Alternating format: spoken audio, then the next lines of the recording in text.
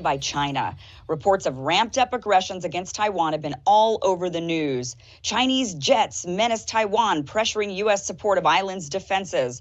Record number of China planes enter Taiwan air defense zone. Taiwan preparing for possible war with China. On top of China's reported military threats against Taiwan, other horrific reports have been coming out regarding the government's treatment of the Uyghurs. Former Xinjiang police officer blows the whistle on mass torture of Uyghurs. The methods included shackling people to a metal or wooden tiger chair, hanging people from the ceiling, sexual violence, electrocutions, and waterboarding. CNN has been showcasing the Uyghur prison whistleblower all over their newscasts. Various outlets and pundits are now sounding the alarm that we're headed towards war with China. But I want us to take a step back, look at the reality of the situation, and try to learn for once from our historical mistakes. Now, first of all, I think it's important to point out that our nation has been in some sort of perpetual war since World War II, whether it be actual devastating boots on the ground conflicts such as the Korean War, Vietnam War, the various Middle East wars, the war in Afghanistan, or the non-combative yet highly expensive Cold War with the Soviets. We've been a nation constantly needing to flex our military might. Now that the war in Afghanistan is over-ish, our war drums can't help but to begin beating themselves in a new direction, further east. Now, essentially, the military-industrial complex needs to continue making money, and nothing could be more lucrative than a new Cold War with China. If you thought the war in Afghanistan was expensive, just wait until the foe we face isn't just a group of unsophisticated tribesmen in the Afghan mountains, but a developed nuclear nation with a population 4 to 5 times our size. Last month, in preparation for the new ramped-up war sight set on China, the U.S. announced a new security pact with Australia and the U.K. called AUKUS. It's essentially a new NATO, but rather than counter Soviet expansion, the pact is meant to counter the influence of China in the Indo-Pacific region. Now remember, the U.S. is all the way over here on the other side of the globe. The U.K. is all the way in Europe, and Australia is way down under. And yet these three countries have now gotten together to ensure China doesn't have a growing influence in its own region. The U.S., U.K., and Australia have hundreds of military bases and outposts all around the world. China has fewer than 5. Yet the narrative we're all supposed to buy into is that China is the aggressor who must be stopped. Now, China is an economic competitor. That is true. They are growing in economic influence, and sooner than later, it seems inevitable that they will become the world's new superpower. That is, unless we can stop them. Now, how can we stop them? Well, history has shown us, as in the case of the USSR, that a nation can collapse when it's forced to focus its time and energy on war. And you don't even have to fire a single bullet to do it. You just need to get them to focus on an arms race while their people starve. So rather than build up our own competitive edge and invest in our country to ensure we nurture the best and the brightest, the strategy in Washington is to instead bully China into giving up their lunch money. It's a losing strategy. The bully never wins in the end. Eventually, everyone grows up, and the smart kid who invested in themselves ends up with all the money, the fast cars, and the nice house, while the bully is still trying to find relevance by talking about how cool they once were back in high school. This is where we're headed. But we can only head that way if the American people consent to it. Now, this is where Taiwan and the Uyghurs come in. The players in Washington know the right strings to pull to get the American people to buy into war. It's a little different for the left and the right, but you can easily figure out the trigger points. For the left, it's human rights abuses. The war lobby knows if they use buzzwords like genocide or sexual abuse, people on the left will begin to not only agree with, but demand some sort of military intervention. At a later time, I will go deeper into the Uyghur crisis and explain what's going on. But for now, it's best to stay on high alert when hearing stories that break your heart. Are they entirely true, or is someone trying to get you to pound your own war drum? There are definitely human rights abuses being committed in Chinese prisons. I have no doubt about that. I don't think there's a single prison in the world that isn't guilty of this. But to call what's happening to the Uyghurs genocide or ethnic cleansing is inaccurate. The Uyghurs have been one of the most fertile recruitment grounds for al-Qaeda and other terrorist organizations. And if we're not careful, we could end up repeating 1980s Afghanistan when we cited and funded the Mujahideen. Now, Taiwan is another complicated issue that isn't very cut and dry, but without hashing out the details of Taiwan and China's entire history and the internal conflict about their status as a nation, let's just address the claims that China is ramping up aggressions by flying its jets in Taiwan's airspace. Take a look at this map. The orange lines are the Chinese flights Taiwan is talking about. The light blue shaded area around Taiwan is their actual airspace. And as you can see, the orange lines are not in that shaded area. So what are all of these reports referring to? Well, they're referring to an area titled the ADIZ, the Air Defense Identification Zone. And that zone is the blue dotted line that creates this rectangle, much of which actually goes right over mainland China. You can see that. The ADIZ zone was created by the U.S., actually, and is not internationally recognized as actual airspace. And the point of this drawn zone is to allow countries the right to monitor all aircraft in the area to catch unwanted threats that may head toward the country. And with Taiwan's ADIZ encompassing much of mainland China itself, they could claim hundreds of flights are in their air zone each day. But you can see from this map that China has not entered Taiwan's actual airspace. Now, once again, China is an economic competitor. They are not faultless, and they definitely are doing things to try to undercut and weaken us through IP theft and currency manipulation. And we need to aggressively counter China, but we need to be smarter about it and counter through competition, not through debilitation. They are playing a strategic game of Go while we're playing a guessing game of Battleship. It's only going to result in us spending gobs of money, making the military-industrial complex wealthier, while we, the American people, are told we can't use our tax dollars for things like universal pre-K, healthcare, or college because we can't afford it. Well, we can afford it if we stop these endless warmongering. We just ended one war weeks ago. The last thing we need to do is ramp up a Cold War with a behemoth that ends up costing us many times more. But the media, the war hawks, and the war lobby are already greasing the wheels for more war while manipulating us into going along with it. Curious your take on this, both Emily and Ryan. What are you thinking about this ramped up rhetoric with China? Curious, Emily, do you think China is an actual, foe that we need to maybe flex our military muscles against?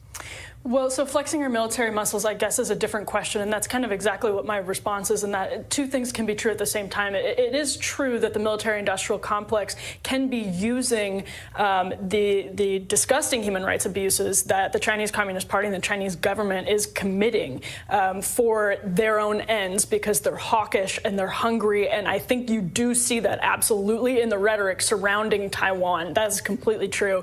I think it is also true that China is provoking countries that are defenders of freedom, and there's no equivocation. There's no equivalence between what China is doing, which is ethnic cleansing of Uyghur Muslims, and that is, BuzzFeed News has incredible reporting on that. We've interviewed people who have come out of the camps in Xinjiang. It is ethnic cleansing. There are reports of forced sterilization. There are people who say they have endured forced sterilization. This is a grave human rights abuse on a scale that is far greater than problems with our own prisons, which do exist. And so I think two things can be true. And so I absolutely agree with that instinct for nuance. And I do think that hawks are exploiting some of that to ramp up, perhaps to whet our appetites for a military conflict with China 100%. Yeah. And I think what's happening in Xinjiang is maybe easier to be understood as a cultural genocide. There's a real effort to just completely, wipe away the culture that has been there for hundreds of years. And I don't think it's accurate to refer to them as kind of another version of a mujahideen. And I kind of object to this idea that exists a lot online, that if you criticize China or anything that the Chinese government has done, then you are necessarily calling for war, or you are supporting the war effort. It's not only do I think that there's no logical connection between those two things, I actually think it's a little bit naive, because underlying it is the assumption that if you don't participate in these criticisms of cultural genocide going on among the Uyghur population, then the war hawks won't wage war on China. But that's absurd. Like, there are structural forces, and there are entire industries that are pushing in that direction, completely regardless of whether or not you voice, accurate criticisms of what the Chinese government is doing. And I think Emily said it well, that both things can be true at once. And so, I don't think we should shrink from our obligation, to be critical of human rights abuses that are happening anywhere on the globe. Well, interestingly, every Muslim country minus Turkey, I believe, actually is in alignment with China. I don't want to hear from the United Arab Emirates or Saudi Arabia on human rights. I just don't care what they have to say about human rights. No, but I mean regarding whether or not there's an actual there's an actual ethnic cleansing going on against Muslims in China. They have their own geopolitical reasons, and pointing to the idea that, well, these people are Muslims and they say nothing bad is happening there is just not a serious inquiry into what's actually happening when we can talk to people who escaped from it. Yeah, they've been. Yeah, sure. I mean, they're separatists. There is definitely a separatist movement, so you're going to get two sides of a story for sure. You're going to get people that absolutely want to break away from China. They want their own place. And so I think that right now it's way too early for anybody to make any sort of claims. That I think it's way too late. It's way too late. Yeah. There was a separatist movement, and it was it was quite effectively smashed with incredibly brutal tactics. And there's nothing wrong with just saying that. But that's doesn't mean we need to go to war over it. Right. That's another case of both things being true. Right. Like it can be true that there was a separatist movement that was then smashed by authoritarian, culturally genocidal, and wildly abusive tactics by the CCP. Right. And you just thoroughly lose all your credibility if you deny it. I don't agree with that. I think it's the other way around, actually. Okay. But I guess one question is, what scale of on what scale do you think that the CCP is abusing Uyghur Muslims in Xinjiang? I'm sure that the scale. I'd say it's very similar to what we do here in the United States when it comes to Patriot Act and carting people off to Guantanamo Bay. I'm sure it's a very. But we don't put an entire people in camps based on their religious identity. I think Guantanamo Bay has Guantanamo at this point is dozens of people. Right, but you cannot make the claim by any stretch of any imagination that all of the Uyghurs are suddenly disappearing into these camps. If you go to Xinjiang, they're there. You can see them. They aren't. No, they aren't. But this is a very real fear of the Uyghur people in Xinjiang. Right. First of all, we can't. We do have satellite images, and we have the testimony of people who have escaped the camps, and the relatives, and there's corroborating evidence here, and all of the other countries have reason to defend China because they're in bed with China for economic reasons and the way that China supports their economy, and the way that they hope China will support their economy. But I will say, I think the reality that people are being put in camps based on their identities, it's not every Uyghur Muslim, but it is a huge chunk of the Uyghur Muslims that have at least gone through them and cycled through them and maybe have been released. But at the same time, there's this enormous fear. You have members of the CCP going into their homes. It's just an incredible invasion of privacy and of freedom. And I don't think there's any equivalence. They're literally not allowed to practice their religion. They're literally not allowed to practice Salafist Wahhabism. That is absolutely correct. They're not allowed to practice Salafist Sunni Islam, which is the more radical version. That is what China has banned. That is true. So even if a person's not a criminal, what is going on here? There's no. Do you think that there's some other mosque that they're able to attend? What are you talking about? Muslims in China. I mean, there's a Chinese government. There's one Chinese government sanctioned mosque that they're allowed to attend, and therefore there's no cultural genocide going on. Salafist, yes, it's banned to practice Salafist. I would encourage you to read some of the dispatches, from people who have experienced this. Extensive research, and not through the prism of testimony. Some of it, but not all of it. No, I do think that there's definitely, like I mentioned, human rights abuses going on for sure. I mean, it's prison. It's like Guantanamo Bay. There's definitely stuff going on that shouldn't be going on. But to call it an ethnic genocide is what I take issue with specifically, and I think that's warmongering language. So if you compare what the culture was, 20 years ago to what it is today, would you not acknowledge that they've obliterated the culture? I would say the culture shifted. It became more. That's a weird passive way to describe what Chinese government shifted it, right? By policy. More radical religion kind of infiltrated, and we see this happening in lots of areas around the world, as we've seen. Yes, there are radicals here in the United States. So does that justify a massive crackdown sweeping up people? Do you think that the Republican Party has changed? Do you think it's become more radical right-wing? I mean, things changed. I just don't think that's a productive, I guess, parallel, and it seems to me that we're not going to agree on the scale of the abuses, but I do think that we can agree that we can walk and chew gum at the same time, that there are different things going on, and that's that. I guess. I mean, there were a handful of terrorist attacks. Yes. There are also terrorist attacks here in the United States. We would never say, okay, well then therefore we're going to ban the Christians. And it's an ethnic, and it's on the basis of an ethnic identity. This is not just a religious identity, it's an ethnic identity.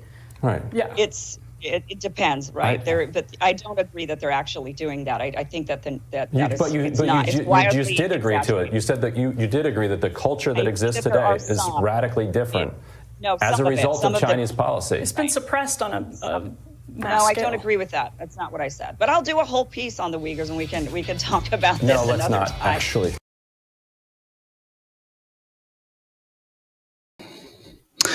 Okay, let me get on the stage here. That was pretty wild. I'm sure you just saw. So yes, that was Kim Iversen, who now has her own show. Give me a second here. There we go. Always computer issues. So my name is Brian O'Shea, and welcome to Investigate Everything. Hopefully you guys can hear me and everything's going well. It seems to be. Let me just do a little caveat here. I'm not here to pick on Kim Iversen. I don't know Kim Iversen. I've never been on her show. But I kind of zoned in on her recently because I caught a couple comments about Venezuela and how Venezuela, all the Tren de Aragua coming here was our fault, our economic policies. Then, I'm paraphrasing. And then I heard other comments such as, the one you just heard was quite shocking, I thought. And it goes on and on. But what really led me into her was this this new kind of argument, online war going on between those who are convinced that Israel is the biggest evil on earth and those who either don't have an opinion or those who think that's just absolutely bonkers. I kind of fall into that last category. I'm not Jewish. I've been to Israel for the military. I don't have any other loyalty to Israel that I would any ally of ours. But what I do notice from my experience is patterns in messaging. I was kind of in a covert influence type of job a long time ago where I would help manage these things and execute them. Now, I'm not saying Kim Iversen's part of that, but let's just get into it. I kind of wrote this up, so I'm going to read a little bit here so I can stay on track and welcome everyone who came back. I see we got a lot of people in there. So, all right, look, heads up. As I've often said, communists will try anything to infiltrate America. It's called the 100-year marathon. They've been at it for quite some time. Now, regardless of who is in power, they just keep coming and coming and coming and coming. So the way communism kind of was spread from Russia, later on China, but primarily the USSR, was something called the Communist International, or the Comintern. It's a political movement of international communists who their job is to spread communism, kind of like ambassadors, if you will. This was done by sending its more charismatic or good speakers. I'm not really sure of the criteria. I'm not a communist expert by no stretch of the imagination. I do hope to get you, Alex Newman, if you're watching, on here soon. But I've talked to Trevor Loudon, and what I do study is hostile movements, I guess you could say, and population patterns. So they would send their most charismatic and socially adept comrades to America and other Western countries to influence our working class and those identified as oppressed. Starting to sound familiar? To favor or even join communist political groups here in America. Communist USA is one of them. It still exists today. And now we have the Democratic Socialists of America. That's an actual communist group. And I wasn't making up MAGA communism. It's a real thing. I'm going to play you a clip here shortly so you can see what I'm talking about.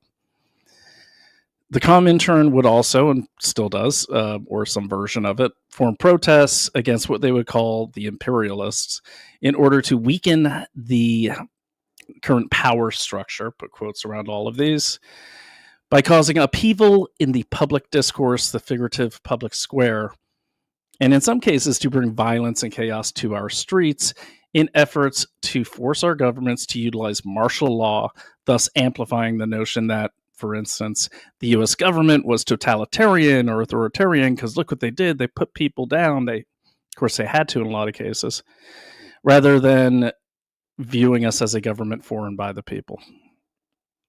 These groups lost most of their momentum as communism itself fell apart with the fall of the USSR. And they crumbled, late 70s into the early 90s. Some still remain. Saddam Hussein's regime was considered communist or at least socialist. And we thought we'd won. But did we? Did we beat communism? I don't think we did. I don't think the communists ever gave up. I think they just went back and reorganized, and now we're seeing them in full force. I'm saying no, they never stopped. The left and the right are currently under attack by communists. Now, by attack, do I mean getting beat up? Yeah, in some cases. That's what the Red-Green Alliance is. But what I'm talking about is the subversion of both political parties in this country at the same exact time. Okay, so we just saw this in New York City with the election of Zohran Mamdani as the current mayor-elect, or some people might argue it's still contested, but we'll just say the mayor-elect of New York City. Okay. And for those that don't know, the DSA, or the Democratic Socialists of America, they are not Democrats. They are socialists. And in my opinion, and the opinion of many others, socialists are just the transition point to communism. Okay. Some will argue and say, oh, socialism and Marxism, those are just economic ideologies. That's not untrue, but those economic ideologies affect your entire way of life. Okay, we don't have to get into that right now, but you know what I mean. So basically, the left was easy to infiltrate because they thought it was great. I remember people cheering it on when the Squad formed, and they're like, oh my God, they're like us, except they're different, but a little more left. And these are all DSA members, the whole Squad, several people that ran for the mayor offices. They were all members of DSA. Now, DSA is not a political party. I did say that in a previous episode. I was incorrect, but that is their goal. They want to be a political party. There's others that are aligned with them, all communists. Working Family Parties is one of them. It's actually on the ballot in New York. The RevComs, or the Revolutionary Communists of America, and their mouthpiece podcast, which is called Refuse Fascism. Okay, so communism never really went away. Now, liberals liked it. They're like, oh, it's like liberalism. Well, what they didn't realize is liberalism was just a communist pig with some Western lipstick on it that they called liberalism and handed it over to the left. I'm oversimplifying it, but the history does go way back, even before World War II. So the right, though, if you want to get on this narrative with me, and just suspend your beliefs for now, okay, for the purposes of discussion. I believe that this is an ongoing attempt to subvert our way of life and our government. So just go with that for now, even if you disagree with it, so we can talk about it. So basically, what's happening is the left pretty easy to get. And here's why the left was easy to get. Even those that are not or don't think of themselves as communist, they will go along to get along, especially the elite left. Okay? They will go along to get along. They don't like conflict. They like conflict as groups, but they never like one-on-one conflict. They don't want to be othered. They're terrified of that. So they're just like, yeah, sure, this sounds great. Communism, okay, whatever. And they go with it. And that's what's happening right now in the Democratic Party. A lot of people are just kind of capitulating to the far left, which are the communists, actual communists. Now, this is stupid because history will show us that communists usually eat their own, but first they get rid of the newcomers. Okay. Well, actually, first they get rid of the fellow travelers, like the supporter non-communist people. Then they get rid of the newcomers. Then they get rid of the converts, and they kind of get rid of each other. It's always a grasp for power.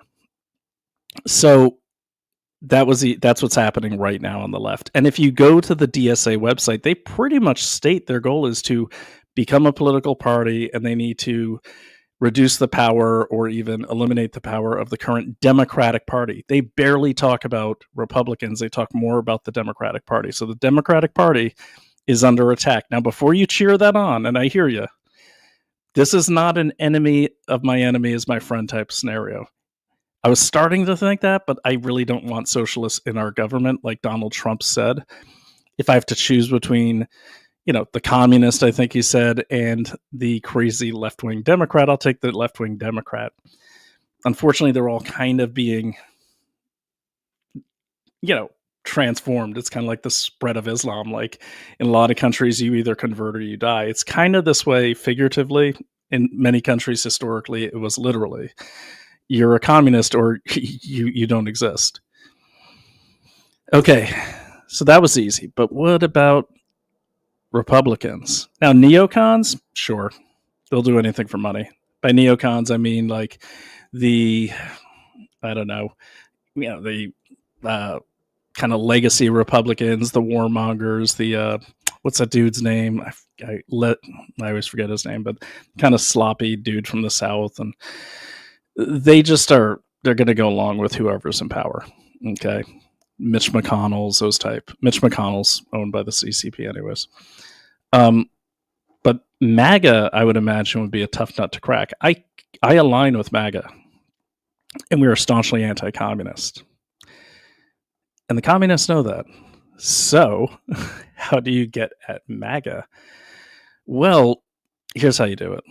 What's been happening is these groups, like this MAGA communism, they've been targeting on the messaging of the working class. Now, you saw the language coming out during the last election season in the last 4 years.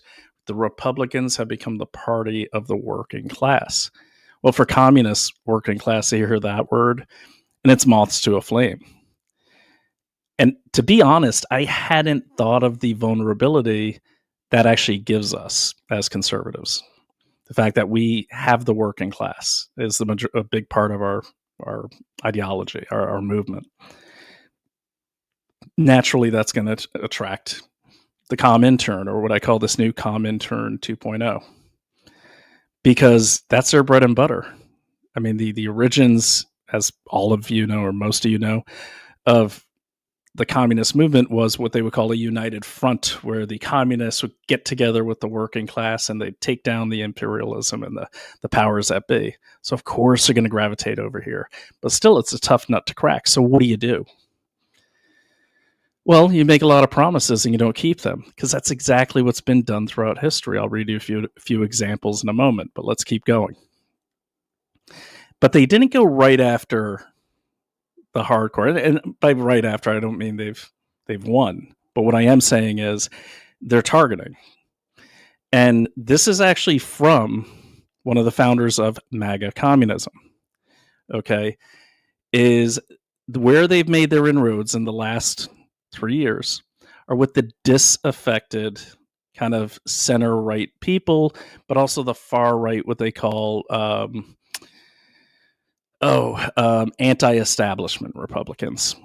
And they went on to cite examples. They didn't say it, but it sounds to me, and based on my research, a lot of the people who I would consider anti-establishment MAGA Republicans or America First Republicans or just, far right Republicans, a lot of them are the ones who are pushing out a lot of theories. One of the more prominent ones right now is Israel's responsible for everything. I don't know. Maybe they are, maybe they're not. That's not what I'm looking into. What I am looking into is that has put a target on these people's back for recruitment. And it's happening. You might be one of them if you're listening to this. You might not even realize it, but you're being influenced. Okay?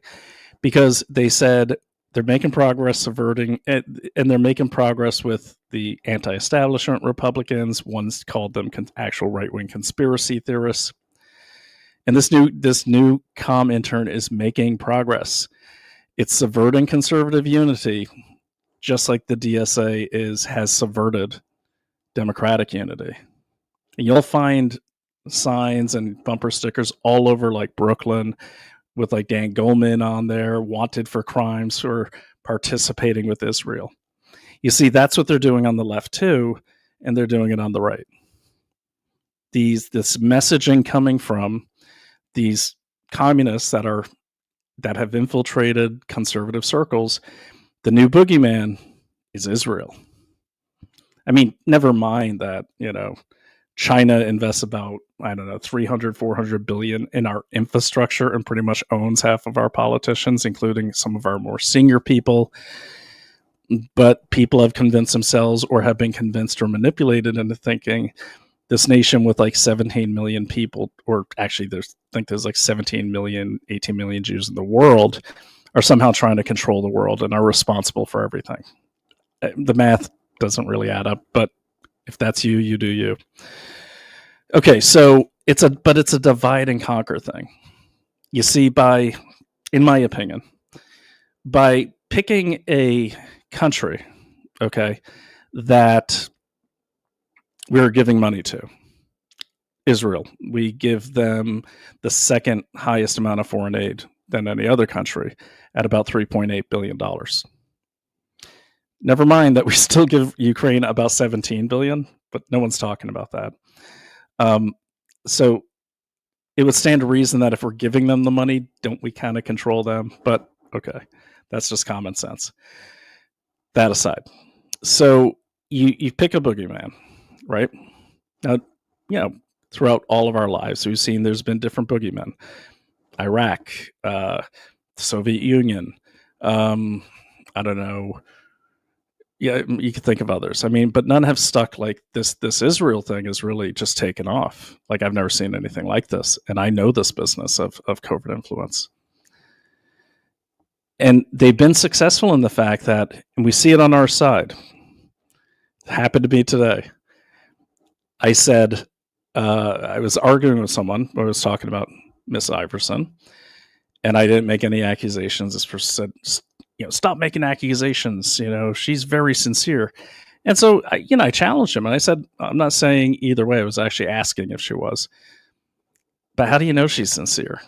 Or how do you know she is legitimately sincere, but for the wrong reasons? You see, these are the questions you have to ask yourself. Patternistically, her message hasn't changed all that much. There's just been this addition of Israel as the bad guy since about 2019, where she was hosted by a Palestinian organization to go to Palestine. So that's what's happening now. You're either against Israel, or you're a bad guy, or you're a paid shill, or you're getting the $7,000 a tweet. That's what's happening. The same thing is happening on the left. They are using nicknames like the AIPAC candidate and all this nonsense. That's happening in the Democratic Party too. So if you're aligned with Israel, you are now the boogeyman. Now, why Israel? I'll make it quick. It's not on my notes, but I kind of want to say this. In my opinion, and I don't know, okay, but in my opinion, there's a couple reasons. Psychologically, why Israel? Well, because you start by using the term genocide. Let's face the facts. If Israel wanted to wipe out all the people in Palestine, they probably could have done it a year ago. Okay. a year ago. I don't think Joe Biden would have stopped them. But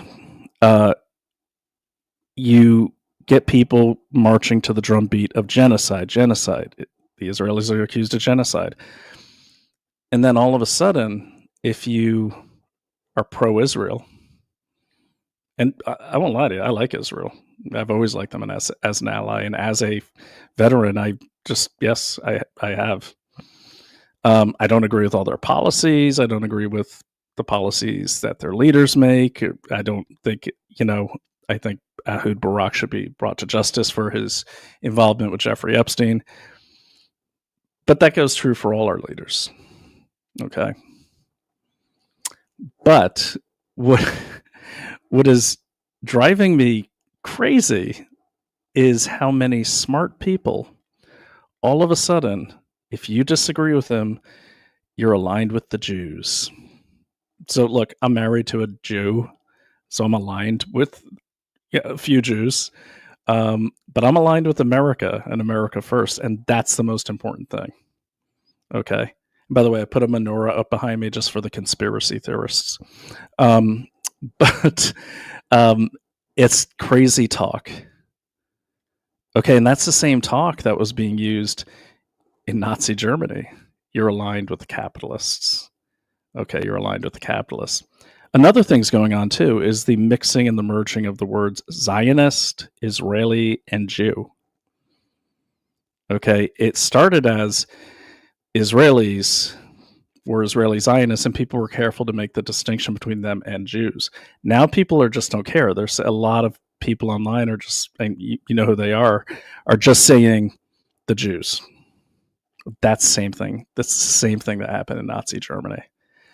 And now you have the Jews are the committing genocide. So anyone that supports the Jews in the way I think this thing has been architected must be a fan of Hitler, apparently, which makes no sense if you take a step back and take a look at it. Okay. So I'll leave my opinions out of that. That's how I see it. Why else would you pick Israel? Well, like I always say, there's always geopolitical reasons. There's always a money incentive. So let's get some dates out of the way here. One thing that was about to happen before October 7th was the solidification of the deal between Saudi Arabia, India, and the USA to really move forward on something called IMEC, which is the India Middle East corridor. This is a trade route, an expansion that would have competed directly with the Chinese Belt and Road. That was going to be signed with Saudi Arabia in the mix. That was going to be signed at the end of September, a few days before October 7th. Part of that deal, Biden was going to give the Saudis a few more nukes. I don't know why, but...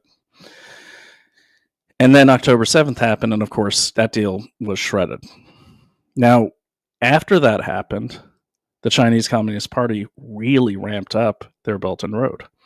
I do believe it was in, I want to say spring of 2024, maybe. Could have been 2025. I don't have my notes in front of me. I was shocked when I saw Spain suddenly recognize Palestine as a state. So I did some digging. It turns out Spain just got $18 billion from the Chinese Belt and Road 3 weeks earlier. Coincidence? Maybe. Doesn't seem like it. It seems to be the pattern. Okay. So you see, with the fact that Turkey's Erdogan, Hamas leaders, even Syria, had been meeting with the Chinese Communist Party from June all the way through to October 7th. And more meetings are happening. I will put this in the show notes so you don't have to take my word for it. I never ask people to take my word for it. Now, Israel did try to meet with China. It didn't go so well. We don't know what happened in those meetings beyond the press releases, but I do know that China and Israel have worked together on trade deals. We work with them on trade deals. Everyone does. I just think we're getting a better deal from the Arabs. Okay, to get their Belt and Road right from the river to the sea. Who's in the way of that? Israel. Again, speculation, fact-based speculation, but speculation. I have no proof of that. I just have timing, and I have those facts that surround that to give it context. It also, by vilifying people that support Israel or consider themselves religious Jews, because remember, religious Jews now are automatically supporters of Israel, and most of them are. Okay. But all of a sudden, that's like a bad word. They're trying to make that a bad word. Okay. And what I'm seeing, just like what happened in Germany in World War II, a lot of Jews are now saying, American Jews are saying, oh, no, I'm secular. I mean, I'm Jewish, but I don't follow the religion. I'm secular. They're trying to hide. And if it keeps going this way, we're going to be Nazi Germany. Okay, and it's not going to be because Donald Trump's in office. It's going to be because the crazies on both sides, the socialists, kind of the national socialists, if they get in power and they follow history and they do swear allegiance to Marx and Lenin, I'll put up the website in a second, well, we got a problem. And once they're in, it's really hard to get them out. Just ask China. Okay, so those are the reasons why I think Israel is the current target. Okay, and I think behind it all is the Chinese Communist Party, along with Russia, along with Syria, along with Iran. These guys have always had little circle jerk hug fests together. So, and you could look up. I mean, Russia and China have had strategic and military treaties that never went away. I honestly think a lot of China and Russia are not getting along, I think a lot of that was play acting. But then there's Syria. Syria is important, and it gets to the core of what we're going to talk about tonight. See, Syria under Assad, a lot of people think, and they might be right, that the CIA or the powers that be wanted Assad out so they could get someone who's less in bed with the Russians in. And you might say, well, Syria in 2014, they had a falling out with Hamas and Hezbollah. Well, that's true. They also had a reconciliation. Okay. They had a reconciliation. Now it gets a little nebulous, I understand. It seems like there's some coordination now between Israel and Syria, according to some reports. I'm still looking into that. But the fact of the matter is, the vast majority of Americans do not support this new guy. I certainly don't. He's ISIS. But at the same time, I never supported Assad either. I mean, there's enough reporting out there. I'm fairly certain he was gassing his own people. I mean, Obama bombed him. Trump bombed him. I mean, we had bilateral support that this guy's a murdering monster. Well, here's where it gets interesting. The party that supports him is also socialist. And they have a number of NGOs that support Western journalists. We're going to list some of those NGOs tonight. Now, does this have an impact on how these journalists feel about Israel? I don't know.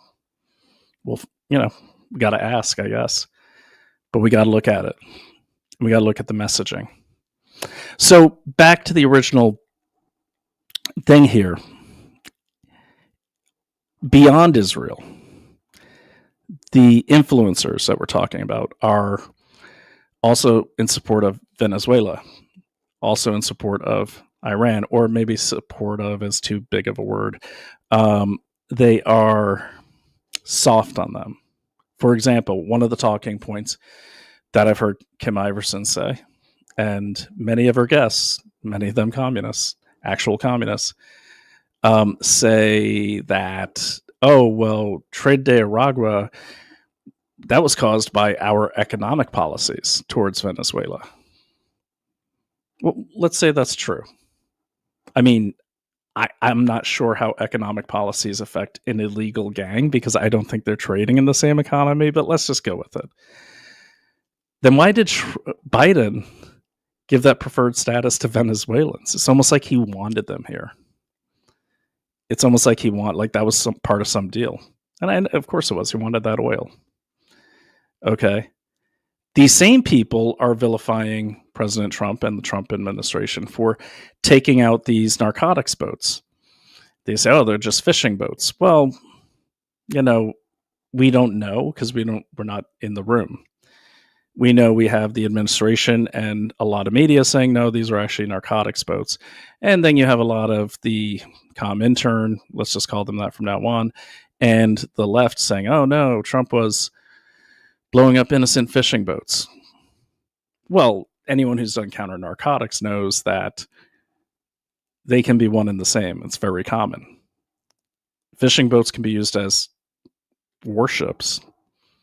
I'm not just kind of taking a stab at this.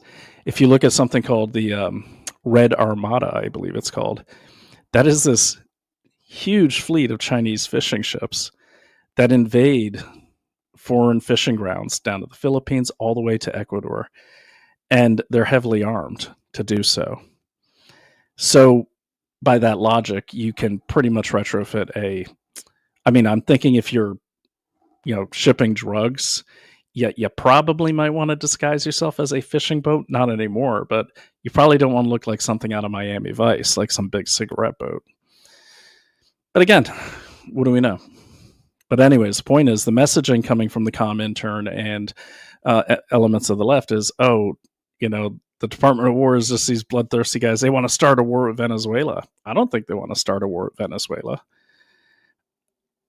Now, playing devil's advocate, they might want to send a message to OPEC, like, "Hey, don't be giving up on the U.S. dollar as your prime currency." Who knows? Again, we got to explore all these theories, and we're just getting started. This is not a closed investigation. Back to the influencers. So that's the push. We've got a communist group on the left and a communist group on the right, and they're infiltrating hard and fast. And why do I say that?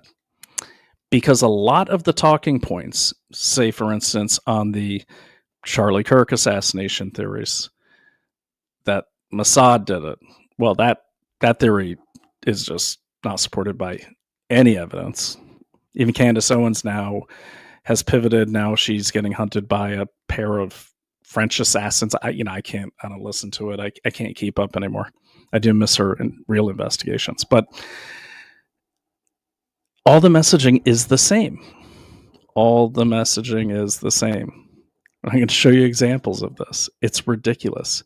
But let's focus on the Charlie Kirk theory. So all of that messaging, it started with some dude, I don't know who he is, but a lot of the original, more sophisticated messaging about Israel's alleged involvement, a lot of it originates with people like Max Blumenthal, the Gray Zone team, his merry band of anarchists, socialists, whatever they are, which surprises me that MAGA or America First people would go for that. I mean, it doesn't take much to look up Max Blumenthal and see that, first of all, he's Sidney Blumenthal's son. He hates Israel. He always has. He denies that October 7th even happened. And I'm watching him getting quoted by Candace Owens. He's been a guest of some other big shows. What are you doing? What are you thinking? Do you think Max Blumenthal has suddenly got your interest in mind? He hates America, it seems. But he seems to be one of the key influencers. And then the Gray Zone. Who else works at the Gray Zone? Oh, who else works at the Gray Zone? A guy named Kai Pritzker. J.B. Pritzker's nephew and Penny Pritzker's son. Penny Pritzker was the Secretary of Commerce under Obama. She also is in the Paradise Papers, where she laundered money that she was supposed to divest from when she took that job. Now, she just offshored it. Nothing ever happened to her. Her son, Kai Pritzker, is a reporter over at the Gray Zone. I don't know if he's staff or a contributor, but he's there a lot. He's always got the keffiyeh on. He always supports Palestine, and one of his recent attempts was camping out in the Venezuelan embassy, I believe in Chicago, to stop ICE from doing illegal deportations. All right. And the line that's coming from them, that again is being repeated by a lot of the anti-establishment Republicans, or this COMINTERN witting and unwitting, is that these gangs are not as big of a problem as people say. They're made up by the CIA. Everything's made up by the CIA, it seems. Either CIA or Mossad. They're going to start getting jealous of each other. Everything's the CIA or Mossad. So it's not. That's based on nothing. But that's the narrative, and that's what's happening. Now, this is dangerous. Okay, this is really dangerous because what we saw happen in New York City could easily happen in this next presidential election. Can you imagine if both sides stupidly put up a socialist or a communist, not even realizing it? Because the people that are having like Blumenthal on their show, I'm not saying he's a communist or a socialist, he sure seems to lean that way hard. They're probably not going to know because clearly they don't do any due diligence, or they just don't care. Now, I mentioned China at the beginning. Okay.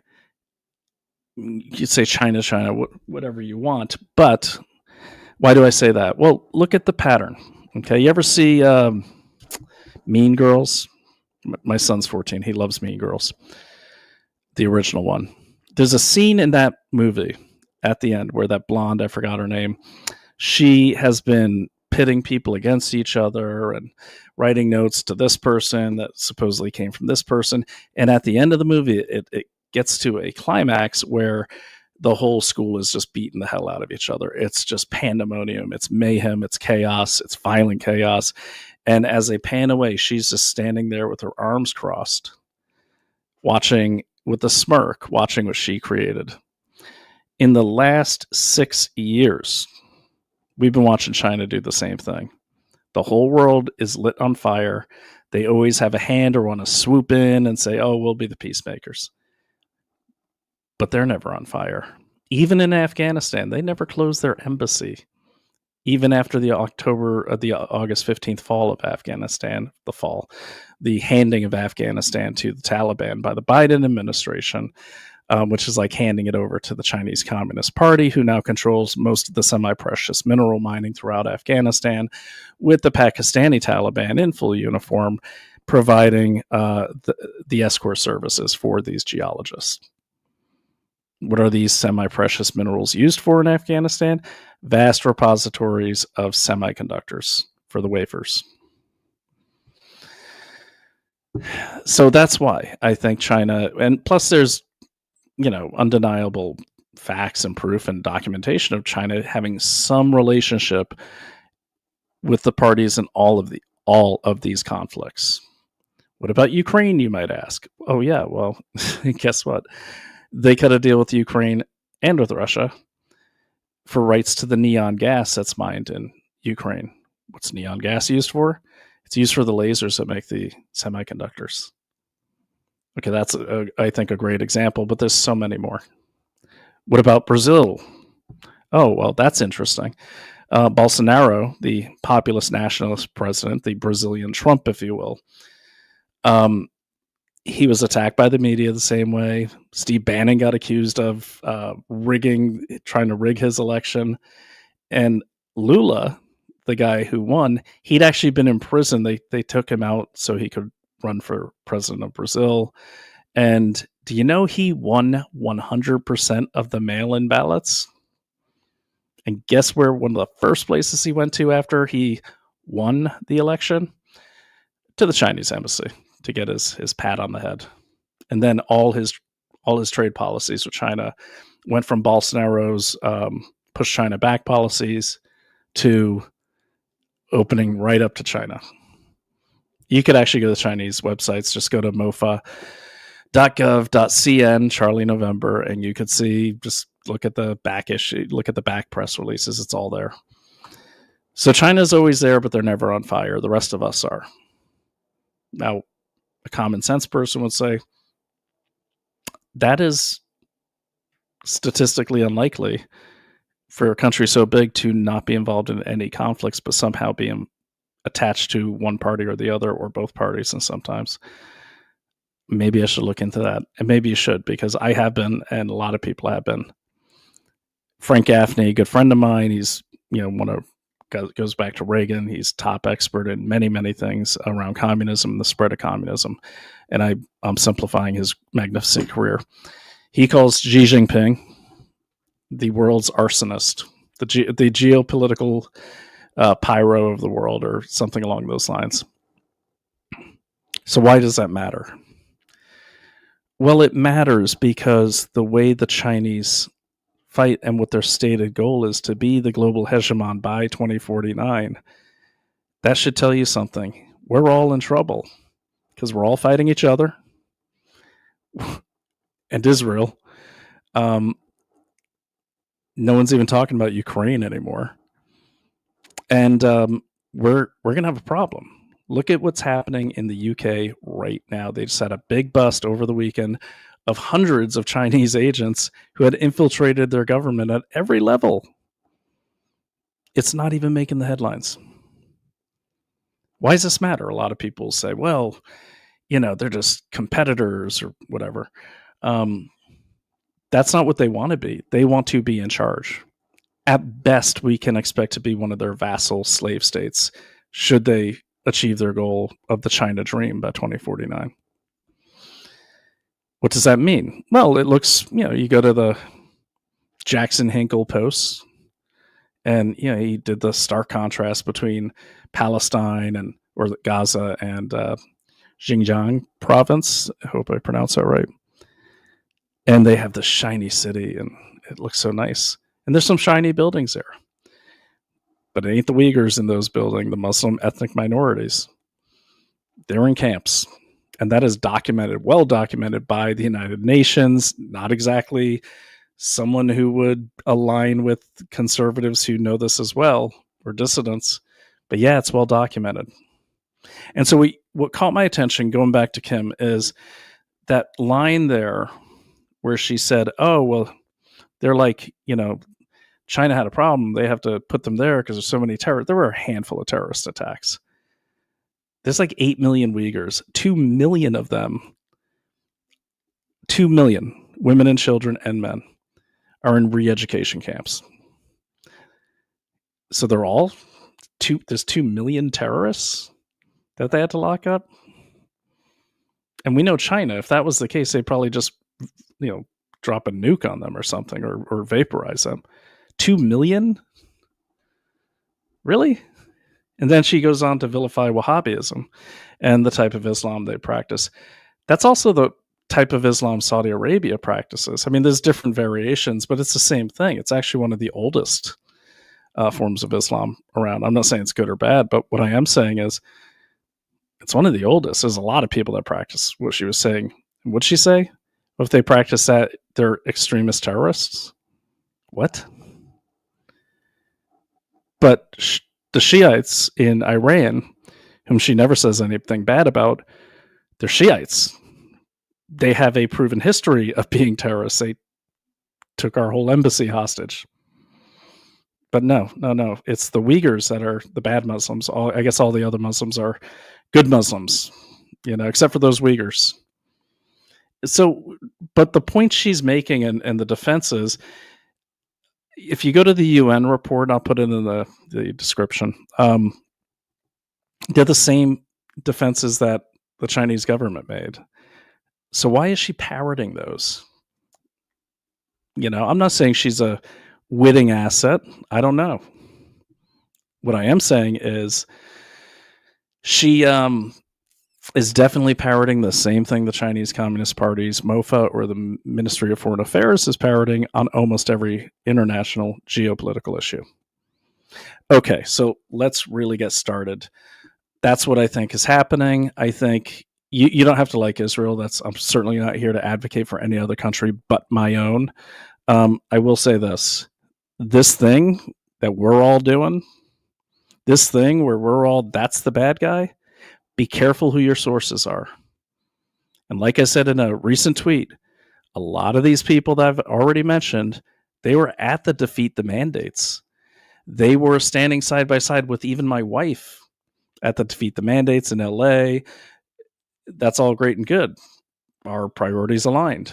But remember, just because someone fought a battle with you and you had a common enemy, that doesn't make them a lifelong ally. And you have to remember that. Because if anything else were true, we'd still be allies with the Chinese today because we had the common enemy of the Axis powers in World War II. We'd still be, hanging out with the USSR because they were our allies in World War II. You see what I mean? So people are only as good as their last job or their last battle. If suddenly their entire opinion about geopolitics is totally counter to yours, then let go of the past and start looking into them, or maybe, don't be influenced by them, because clearly they have other agendas. They could be good agendas, it could be bad, but if they don't align with yours, and geopolitically, I hope all of yours are America First agendas, well, you might be getting led just like the working class did by the communists in many, many countries, and to their detriment, to their grim reality. You might be getting led into a world of communism that doesn't end well for anyone and never has. So remember, we have a problem. We have communists attacking both parties. They want to destroy both parties. And if we have two communist parties running against each other, well, guess what? We are now a communist nation. Okay, before I go too far, let me look at some comments here. I see some people have jumped in. Kim Iversen, alas, explorer. Yeah, I'm glad someone brought that up. Let me talk to you about what that means. I'd never heard that term. I was preparing for the show, but I do want to mention it. So where did I get that term? Well, I was reading some studies to make sure I wasn't losing my mind, because, sometimes when you research for a long time, you kind of start seeing things, and you got to be careful to stay objective. So there was a, let me put it on the screen for you so you could see. Here. All right. Okay. So here we go. All right. So the thing I'm going to share with you is this. So this study came out. It was, interestingly, it was, I think Taiwan, of course, put it out. And, of course, I'm very well aware that there's there could be a bias there, but it makes sense. So what they're talking about here is, the name of the article is called China Defenders from Abroad, Exploring Pro-China Foreign Influencers on X and Twitter. This, I believe, came out around 2022, 23. 2025 is fairly recent. But they're going back and looking at interference in Taiwan with their elections from China. So it starts with them saying, while prior research has mainly examined political influencers in Western democracies, this study shifts attention to an international context, focusing on the self-presentation strategies and discursive frames used by non-Chinese political influencers who support China on Twitter, or X.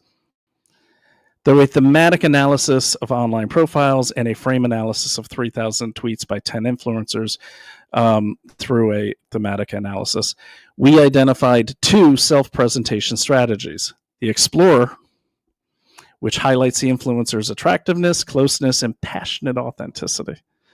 And the Expert, which emphasizes expertise and intellectual authenticity. We've seen them both on both sides. We further propose a typology of 4 frames used by influencers to defend or promote China. Western hypocrisy. You've heard this one before. Yeah, but what about the US? We did this. Western hypocrisy, which criticizes Western double standards. I call it whataboutery. It's so annoying. Western threat, which presents the West as a major threat to global security and growth. We've heard that one directly. And I'm not talking about people saying Trump is a threat. I'm talking people who say, I can't trust America anymore because they're working with Israel, or they're working with this country or this. Yeah, we've heard it. the Western threat, which presents the West as a major threat to a global security and growth. System superiority, which promotes China's political model against Western models. That's when you're like, yeah, look at us. We got all this money, and look at China. They're so prosperous. Yeah, they're prosperous because they took money from capitalists and tech transfer as well. System superiority, which promotes China's political model against Western models, not only political models, but their economic model too. And common destiny, which envisions a prosperous future shared by China's global partners. That'd be Jeffrey Sachs, who speaks routinely at Schiller Institute events. Schiller Institute is created by the LaRouches. They are pro-China shills at the highest level. Kim had actually the current president and the widow of the founder on her show recently. We argue that although the political affiliations of these influencers remain ambiguous and difficult to determine, they have become de facto contributors to China's quest for global reputation in a digital age. This is a really timely study because I don't know about you guys, but honestly, I've been kind of scratching my head on a lot of people that I trusted. Well, I didn't trust them, but I knew what they were talking about, and I do my own research, so they weren't saying anything that threw up any red flags, I guess I'll say. So I was getting news from them, which is nice for once in a while. So we're going to cut down here to why they do this. So these influencers' activities align closely with the concept of soft power, a nation's capability to shape international preferences through cultural appeal and ideological attraction rather than coercion. Why is that important, that kind of soft power? Well, it's important to have soft power and influence within the United States if you're China, because it's going to make it harder to get a consensus about a military attack or to be more aggressive towards China. Now, a great example of this is already here in the U.S. when you'll talk to people and they're like, oh, China's not. Well, that's by design. China is very bad, in my opinion, based on their human rights abuses, their aggressive economic toxic financing scheme called the Belt and Road, their very history, how they came to power, where them and the nationalists were fighting the Japanese, and then as soon as the Japanese surrendered, the communists, who the nationalists never wanted to arm, suddenly got just raised by the communists, raised by them, and that's how they took power. However, as foreign users who are neither state media representatives nor official Chinese propagandists, their presence complicates conventional understandings of both political influencers and soft power practices. Acknowledging the importance of understanding political influencers from a global and dynamic perspective, this study addresses the following research questions. How do pro-China political influencers present themselves on Twitter? And what are the frames they use to shape political discussions about China on Twitter? I'm going to show you what I think that framing is. Okay. And what a lot of it is, well, why can't we be more like them? Now, it's a little kind of sloppy right now because these same influencers have to include Israel in all their messaging. You could be talking about Micronesia and they'll say, yeah, but what about Israel? Maybe they sank that fishing ship. I mean, it's a little muddled right now. I'm sure China's not loving that if they have hired these people wittingly or they've been hired wittingly or unwittingly. Okay, so I'm not going to read the whole thing to you. That's boring, but let me get out here to the self-presentation strategies. Okay, so to the Explorer, and she just seemed to fit into this. This seems to be the best way to describe her. Once I get there. Okay. 2 self-images. In response to the question above, we examine self-presentation strategies and self-images developed by these influencers through their Twitter activities. The self-images present presented via two different sets of strategies to signal source credibility and authenticity to audiences.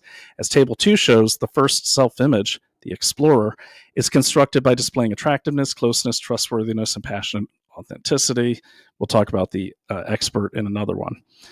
That's how they label them. Let's go deeper in the explorer, and then we're going to move on to more clips and more examples.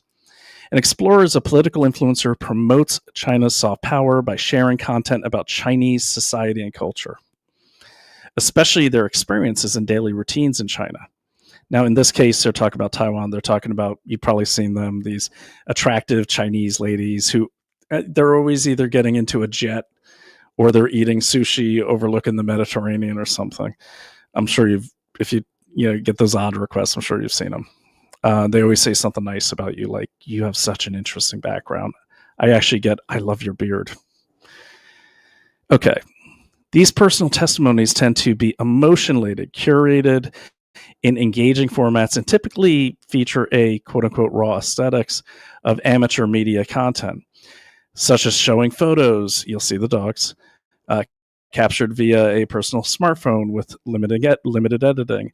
The individual who supposedly runs the account, that is the influencer, frequently appears as a protagonist in these photos in appealing and likable ways. That's a nice way of saying sex appeal. The experiences, but not always. I mean, sometimes it's more like the neighbor next door, the nice guy, that sort of thing. The experiences being shared are usually distinctly Chinese related, such as celebrating Chinese festivals or cooking Chinese cuisines. Another way of doing that they're not covering in this, but I know about this because I've done several of these research studies when I was in the intelligence community. Another reason why you're doing the dogs and the approach is that's how you get people's guard down. Okay. And you could experiment with this like on Blue Sky. Just, use your regular picture, change yourself a little, put a Ukraine flag, a rainbow flag, and start your postings with puppies and dogs. Okay. Your kids at the playground without showing their faces.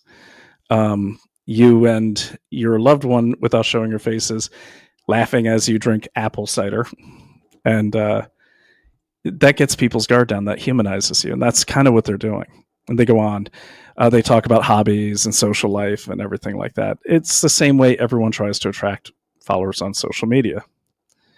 For instance, the influencer Judith presents herself as an international student studying at a Chinese university.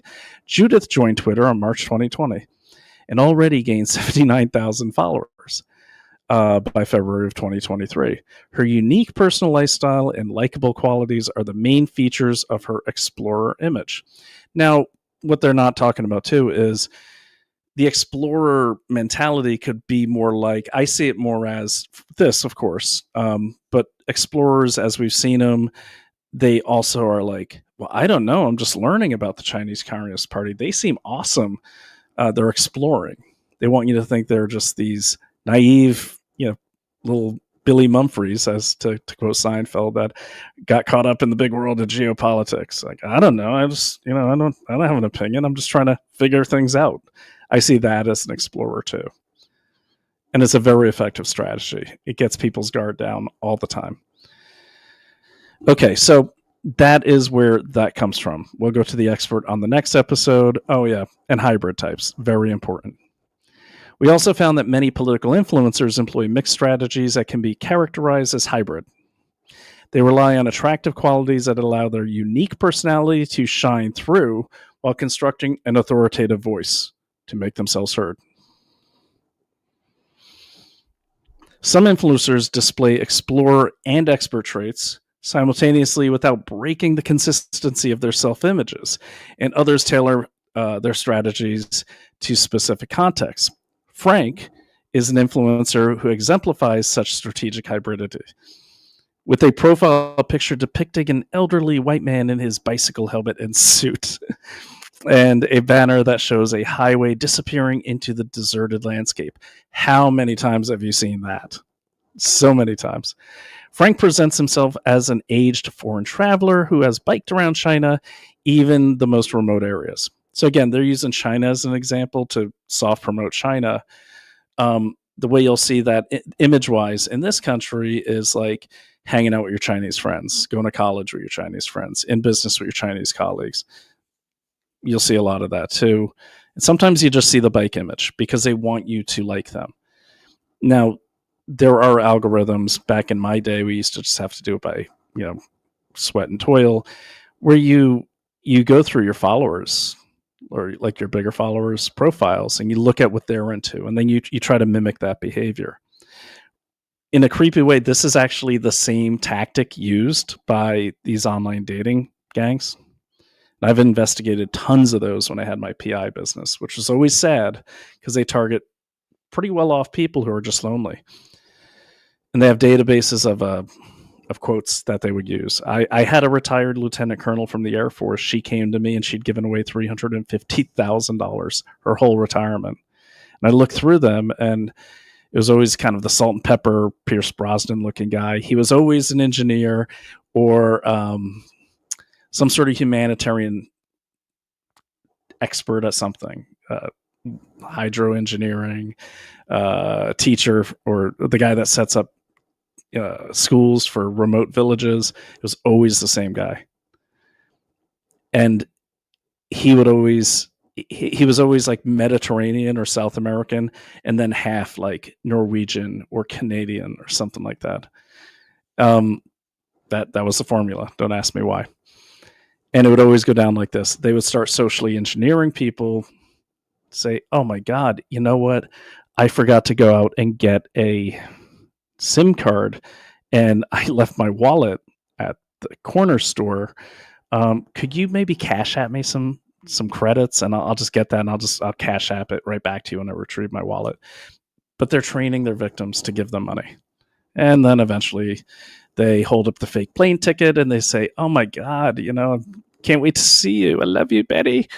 And they never show up. Now, by now, they've already taken these people for tons of money. The typical scam is, oh, I got caught at Sri Lankan customs and they're going to arrest me because I didn't get the computers for those poor children registered, those children in the Amazon. And we're going to see each other anyway, so send me 27 grand and I'll just pay you when I get here. Can't wait to see you. These people believe them. Sometimes they even have actors. Like they'll take a picture of the actor and that actor will actually do a FaceTime. And I've had people so taken by these people that they didn't believe me when I said this is like a gang in Nigeria. This is like 4 people. This isn't even a girl. It's just so sad. Same thing's true here. And that's how influencers work. See, the reactions I got just by testing the waters with some tweets were amazing. People are like, she's authentic. There's a lot of power in influencing, especially this medium. Okay, especially this medium right here. That's why so much advertising money has been pouring into like Joe Rogan, the bigger podcasts. Because if you trust that person's opinion on geopolitics, of course you're going to trust them on, tax credit help or supplements or something like that. Like look at the example of All Family Pharmacy. Okay, now that's a consumer diligence did a report on them, and I guess they started looking into them because they had all the biggest influencers. Okay, and like where'd they come from? And they would be promoted by Matt Gaetz and Donald Trump Jr. I think there's even more now, Liz Wheeler. And it was shocking because I'm like, I took a peek at them. I'm like, what? Like, who are these guys? I've never heard of them. I started looking into them and I was like, well, wait a minute. They bought this pharmacy in 2020. They sat on it till 2023. Yeah, these guys. And they, in 2020, when ivermectin was all suddenly they're advertising only on Netflix. Look, they have a Black Friday sale. Okay. Now, this is amazing to me because, again, look at these names. Big names.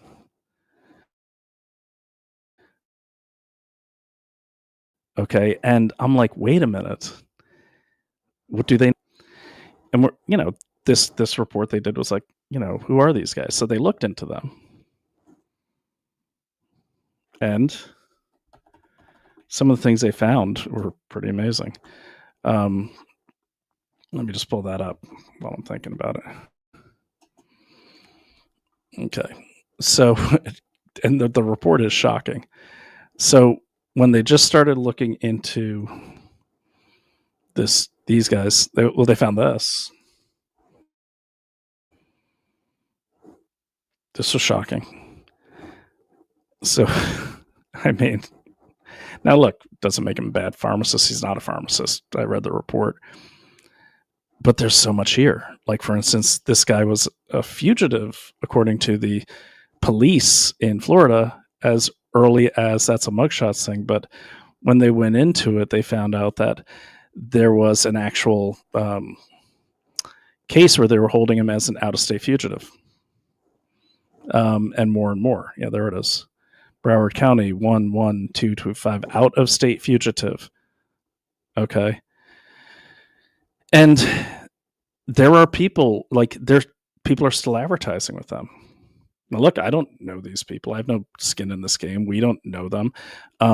But when enough people came to us and said, hey, something seems off about this. How did they get so many big names? I was like, well, take a peek. We'll find out. And there's so much more. Like, apparently their ivermectin, I heard, comes from China. And it's an America First company. They're supposed to be a compounding pharmacy, yet they're getting, according to the COA, the certificate of analysis, they're getting their stuff from a Chinese factory that's been cited multiple times by the FDA. And this was a good report that I'll put up. I won't read it, but please take a look at this report. Just go to consumerdiligence.substack.com. But they talk about the power of these influencers, and these are big names. And look, I'm not saying these influencers are doing anything wrong. What I am saying is it doesn't seem like anyone's doing their due diligence. Because let's just war game this for a second. Let's say I'm China, and if you believe where I believe they're going is that they want our land and our resources, they just don't want us. So you got a whole bunch of Americans you need to kind of get rid of, or at least make sick enough where they're not a problem, because we are one of the biggest armed militias in the world. If you count private gun ownership, that's a problem for any force should they have to turn to military action. Or you want to get them off their land. So what do? Well, you make a vaccine, right? You scare the hell out of everyone. You say, hey, you got to take this vaccine or grandma's going to get killed. We've all been through it. Well, see, conservatives were wiser to that game than anyone, and quicker than anyone, myself included.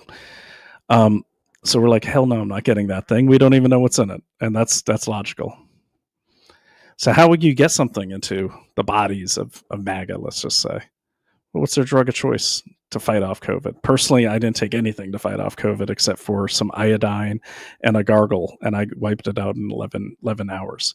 But, there's people that really believe this thing is as bad as it is, and so they get ivermectin. Well, wouldn't it be great to infiltrate that supply chain? So you're getting your drugs whole form right into MAGA, and you get the biggest names to promote it. So that way the success of a small pharmacy skyrockets. Read these reports. They're fascinating, but it makes you think twice. That's why, literally the curse of this job is you literally are researching everything. I helped found Consumer Diligence, and I did it because we all don't have time to do this. And so that's a resource well sourced. It's free. We prefer paid subscriptions because that's how the writers get and researchers get paid. But, it's hard times for a lot of people. It's there for you, though. That's the point. This goes back to the influencers. Okay. Now, we had a saying in consulting when I was at Booz Allen Hamilton. And that saying was this: every consultant is as good as their last job. Every consultant is as good as their last job. I think this goes with journalists, influencers, everything. Every influencer is as good as their last segment.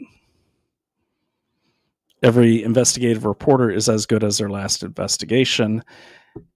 Every president is as good as his last action. Okay, so when you hear these influencers, you have and you like them right away. That's a key tell. If you really like, I was a fan of hers, Kim Iversen. And I liked her. She presents well. I know she won a ton of awards in college. I think she went to UC Davis. And I was like, okay, well, she's clearly from the left. I got no problem with that. Look at who my wife is. Okay. But then the message started shifting again. So you've got to do, and I've been looking into her for a long time, but I just kind of doubled down this week and spent about 3 days just literally watching as many of her videos as I could. And what I found was shocking. I'm going to take a little break, but I'm going to throw one up for you so you can watch it and you tell me what you think. And again, I want to make it clear. I am not telling you what she is, who she is, if she's getting paid by some foreign entity. I'm not trying to be tricky with my wording or anything like that. I really don't know. Here's the most alarming thing for me. I don't really know anything about her because I have pretty good search databases. She's supposedly married and lives in Los Angeles. Can't find her. Can't find her. I'll show you what I found. It's competing stuff. It's all secondary, but can't find her. And she's also supposedly married. She was in Maxim. She used to be a model, and she's been in broadcasting for a long time. The Hill is a big show. She was a co-host, but there's no paparazzi pictures of her and her husband. I just find it odd. I find it odd that I can't find a Kimberly Iversen, different variants of the name, under 60 across Los Angeles County. Maybe one of you can. Maybe I was too tired and I was just fat fingering my keyboard. Who knows? But what I am saying is it's kind of odd to have someone who's in the public eye where there is pretty much no information about them. I'm not calling anyone a dox or anything, but I think it's really strange. And here's another strange thing I found. And again, it could be nothing. I couldn't find her Wikipedia page. Okay. So I was like, all right, that's kind of odd. Now, the way Wikipedia normally censors people, because it happened to Naomi over and over again, is they do what they call edit wars. So if you're a public figure and you have a Wikipedia page, what our enemies will do to us is they'll change the nature of the page to make, like, for instance, her title is not author, not PhD, not CEO on Wikipedia. One of her subtitles is conspiracy theorist. So they manipulate the information so you can't gain any new following if they start at Wikipedia. That's normally how Wikipedia does it. But Kim Iversen says, oh, they deleted my page. Well, why? I've never, maybe it's happened, I don't know, but I've never heard of that before. It's weird that someone's page is deleted. Well, it's on archives. It wasn't hard to find. And that's kind of what led me down to find some good discoveries. Okay, so let me do this. I just want to call up a video while I take a quick break. This is not like the substitute teacher putting on a movie because they didn't prepare their notes. I just want you to see this so you have more context and you don't have to watch me talking the entire time, because that's certainly not what you came here for. So let me just find these movies.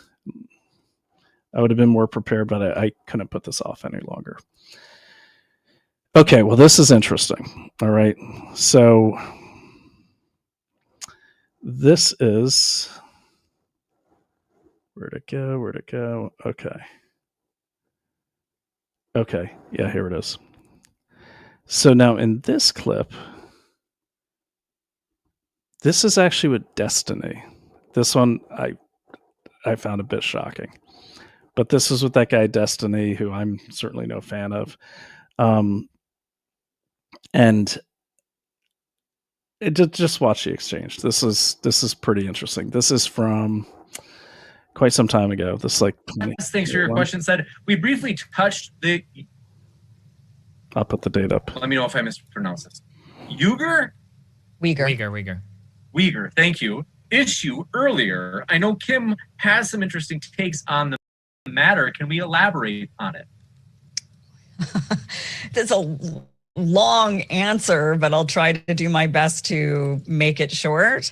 Long story short, with the Uyghur issue in China is that China made the mistake the United States made back in the 70s of arming, training, and facilitating extremists in order to defeat Russia. So China also had this, Russia's going to come get us. So the United States did it with Al-Qaeda when we were in Afghanistan in the 70s and 80s, when we were arming and training the Mujahideen, which ultimately ended up becoming Al-Qaeda and Taliban and, all of these different factions. And so China made that same mistake. And so they've seen a major rise in extremism in that region of the country. And these are not, here in America, a lot of times when we see extremists or whatever, we say, we'll just deport them. Well, China doesn't have that option. They are Chinese. They are extreme in their ideology for Islam. Islam is not, there are some factions that are just really extreme inside, just like there are extreme factions inside Christianity and whatnot. So they're trying to figure out a creative way to get control over that extremist ideology. And criticize it all you want. I don't think anybody's come up with a really good solution. Our solution has been bombing. Our solution has been going in and murdering people in order to get them to change their ways. China's trying to take this different approach of maybe we can reprogram them by putting them into re-education camps. That being said, my grandfather went to a re-education camp. I am Vietnamese. My grandfather was put into a 4-year re-education camp. So it's like not lost on me what a re-education camp, the whole concept of it is it's common in Asia, I should say. Gotcha. Thank you for elaborating on that. And then wait, so just to be clear, so we believe it's happening, we're just okay with it, is essentially your answer, right? I just don't think it's what people think it is necessarily. I think that, you'd want to re-educate people who have extremist ideology, right? So you'd want to figure out a way, rather than harm them or fight them, you'd want to try to figure out a way to try to re-educate people out of really extremist ideology. Do you believe that they're... What? Sorry to cut in, but what? Keep listening.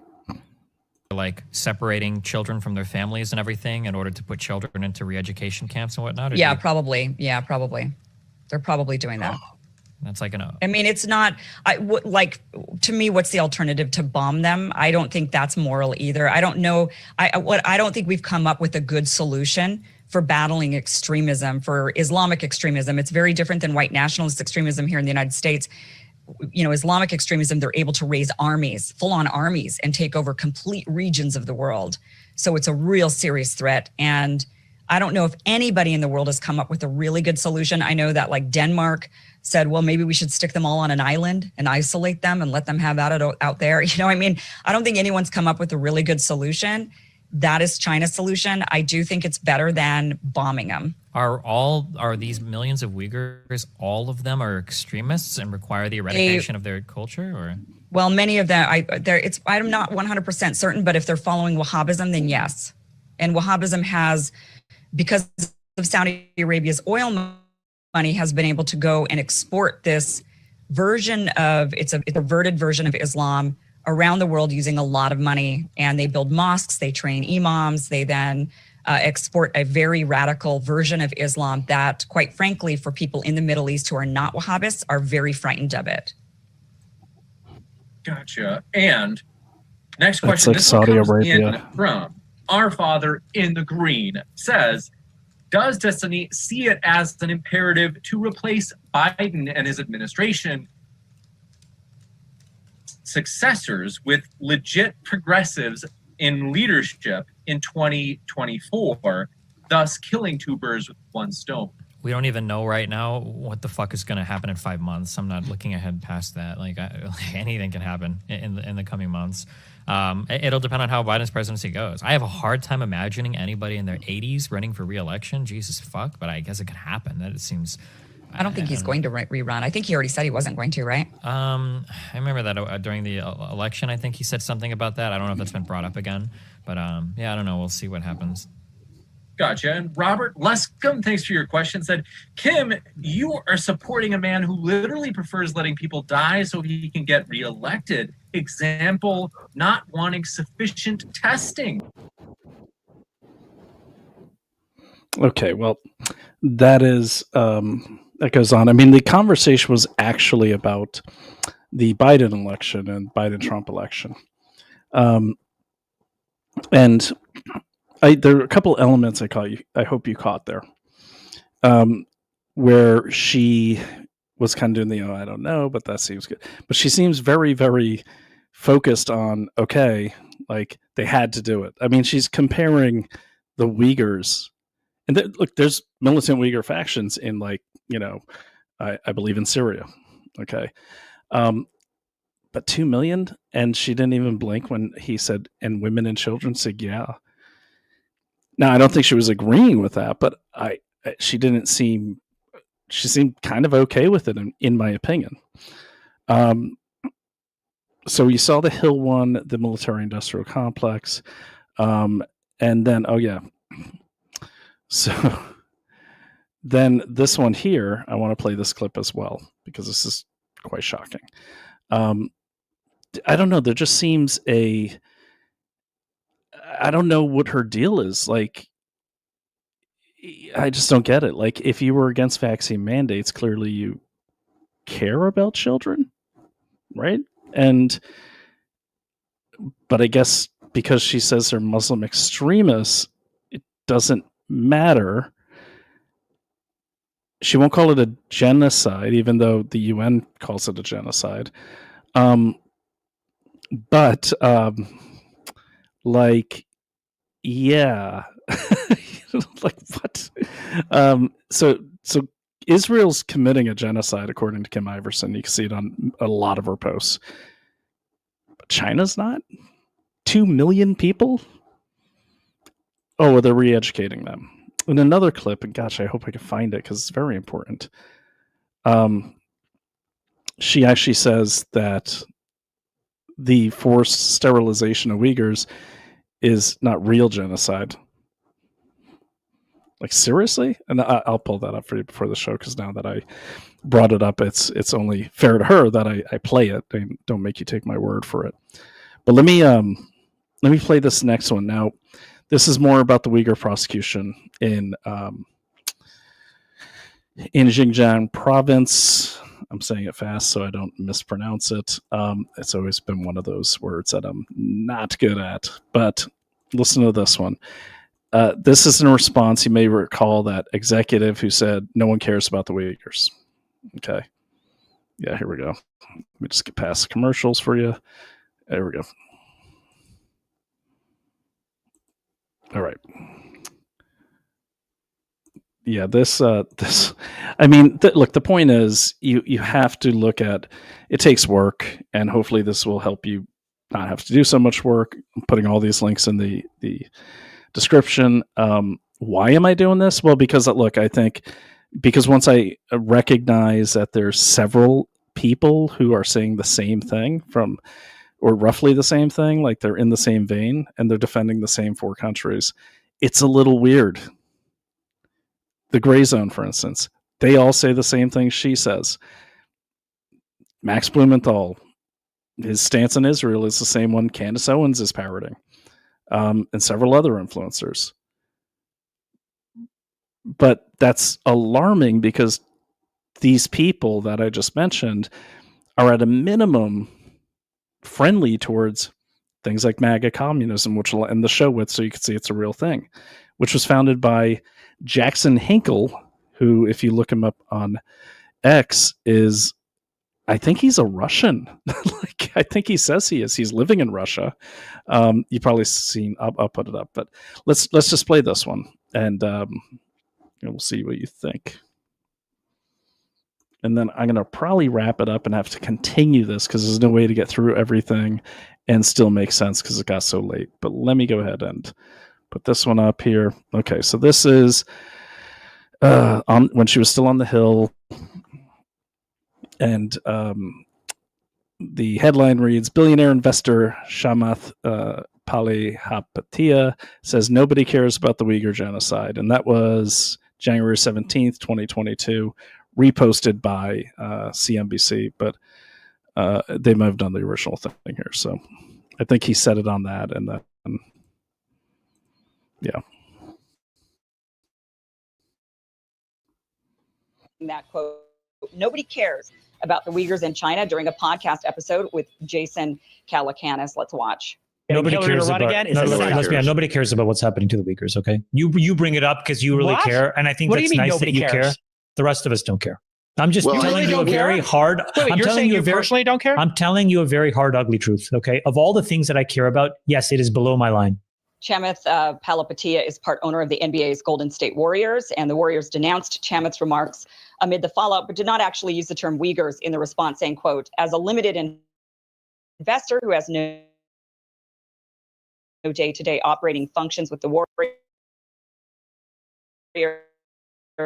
Mr. Palihapitiya does not speak on behalf of our franchise, and his views certainly don't reflect those of our organization. Came out then.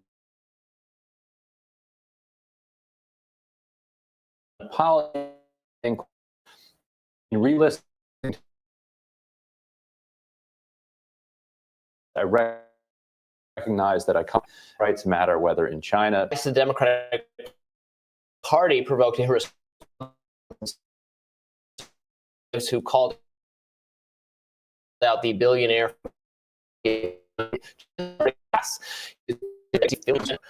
So,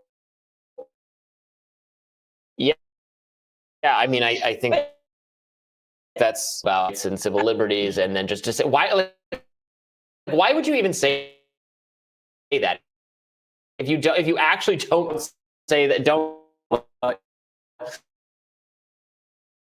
wholesale write off groups of people and be like, no, I don't care about that.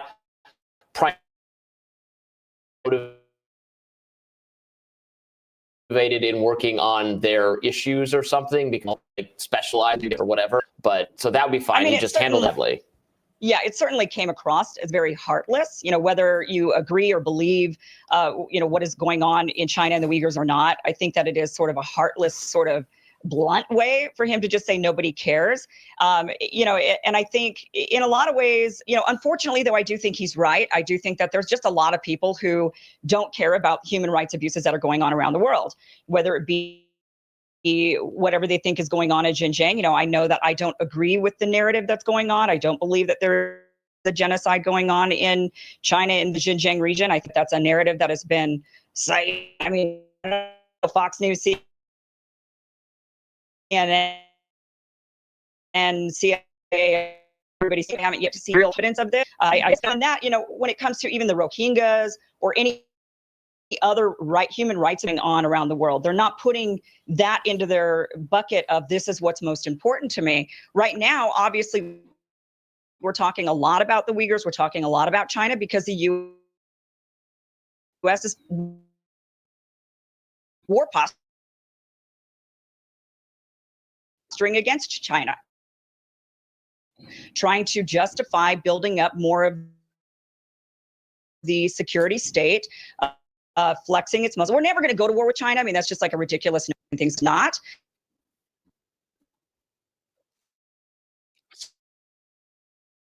Sorry, guys. I will back it up. From the pause it there. So she said there's no proof. Look, either she does no research, which could be true. Maybe she prepares right before her show in terms of knowledge, like she did.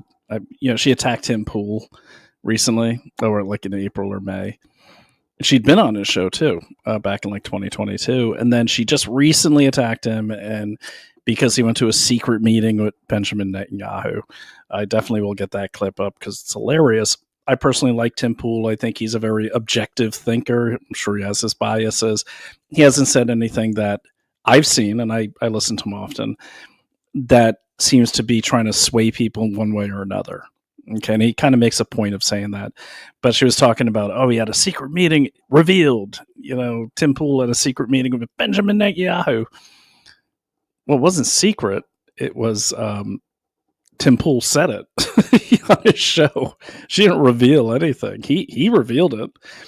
And then she was talking about Chatham House rules. She pronounced it Chatham House rules, which are basically, it's like a, pretty common. Chatham House rules means, hey, it's the understanding is everything's off the record unless you ask. That's it in a nutshell.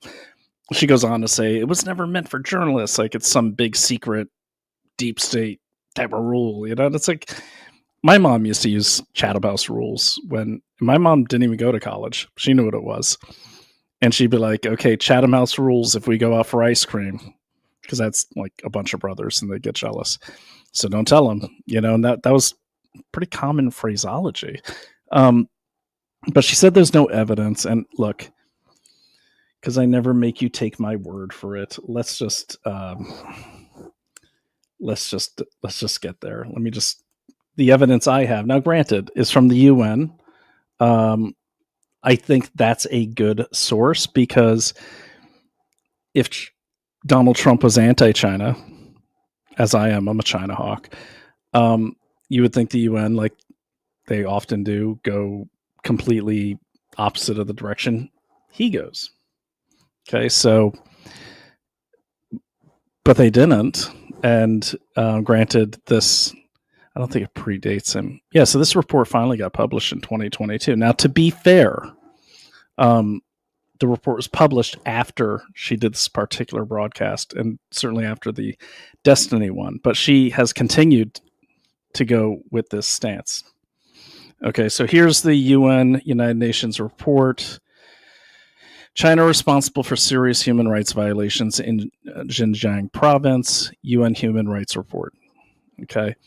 Now, in here, you're going to hear the talking points. So, and by the way, for those of you that don't know, the ethnic Uyghurs in Xinjiang province, which used to be called East Turkmenistan, are Arabs. Okay. It's also suspected that the Chinese are doing live human organ harvesting. They can deliver a replacement organ to people not in weeks, in days, sometimes in the same day. That's impossible. I've been to China. They do have express lanes for organ carriers, the couriers. And the only religious rooms they have in the hospitals that do the most organ replacement operations, the only, like our hospitals will have a mosque or a multi-denominational room, a temple, synagogue type thing, or a Christian church, little chapel. In case your loved one's dying or something, you could go pray. The only ones they had in those hospitals I've seen are Muslim. So why is that, you might ask? Well, here's my guess. They're the biggest customers, which would explain why none of these predominantly oil-rich nations, even Saudi Arabia, have ever spoken out against this genocide. Now, China, the pro-China people will say, well, they didn't speak out because it's not happening. Well, it's accepted fact. She just accepted it, that they're in internment camps. Now, you see what happens if ICE arrests a Muslim here in this country. The whole Muslim world goes crazy. You see what happens if Israel kills, let's say, I don't know how many people have died in that war, but let's say 1,000 last week. The whole world's up in arms. She's talking about 2 million Uyghurs, Muslim Uyghurs, in concentration camps, not a peep from the Arab-speaking world. I'm sure there's a few dissenters out there, but have you heard them? So why Uyghurs, right? Well, in Islam, they have something similar to what Judaism has, and that's kosher for the meats they eat and everything. That also extends to the organs they can put in their bodies. I'm not saying that's why the Uyghurs are one of only 2 groups in those camps, but it's kind of weird. So anyways, back to Kim. This is the report. Let me see if this works. There we go. All right, so that's table of contents here. Oh, this is annoying. There we go. Oh, you know what? That's a different report. Let me just share the screen. Sorry. I'm trying to read the one-on-one and... Okay. Stop screen.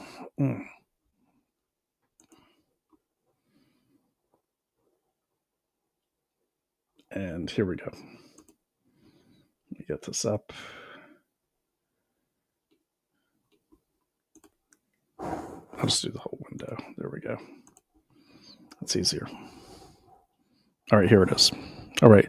China responsible for serious human rights violations. Long-awaited report by the Office of UN High Commissioner for Human Rights into what China refers to as Xinjiang Uyghur Autonomous Region, XUAR, has concluded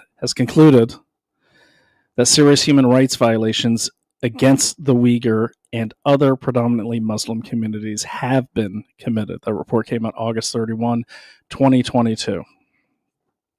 They go into the rigorous review they did. Okay, OHCHR said that the government policy in recent years in Xinjiang has led to interlocking patterns of severe and undue restrictions on a wide range of human rights.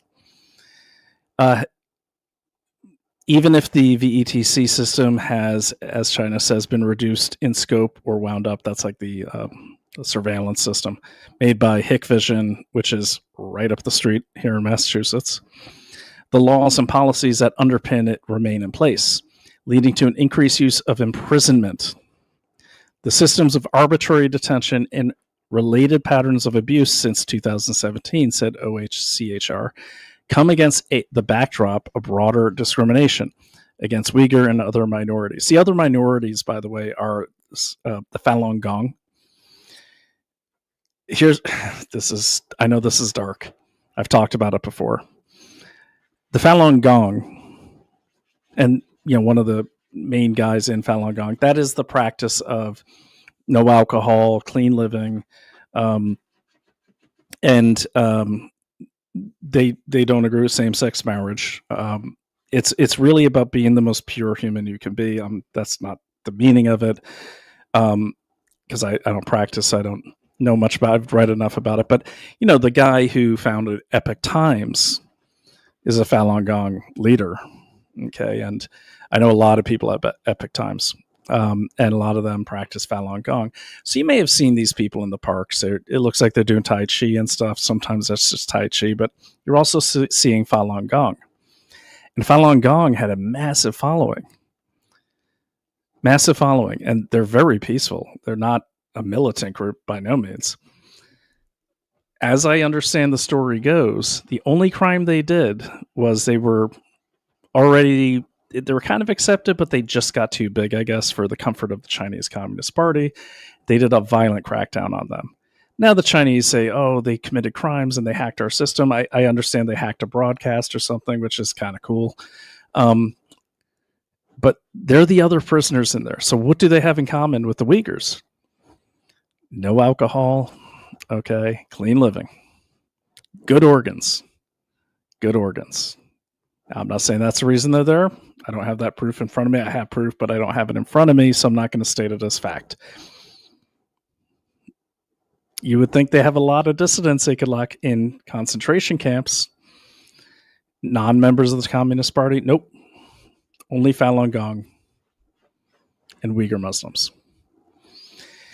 Violations of international law. I'm not going to read the whole thing. I'll give you the link to it. Far-reaching, arbitrary, discriminatory restrictions on human rights and fundamental freedoms in violation of international laws and standards. The report says the Chinese government holds the primary duty to... Okay, you got all that. And they go into the recommendations. And then this is smart, I think. They say, among the recommendations that the UN office makes on the report is for the government to take prompt steps to release all individuals arbitrarily imprisoned in XUAR, whether in camps or any other detention center. China would let families know the whereabouts. A lot of these people never see their families again. Okay. So here's China's rebuttal. Now tell me if this sounds familiar. Okay. I'll go right to the source, actually.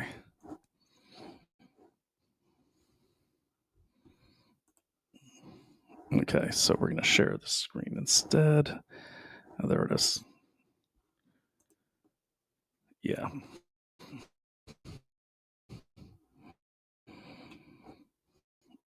Okay. So we're going to stop sharing one, and we'll stop sharing this one.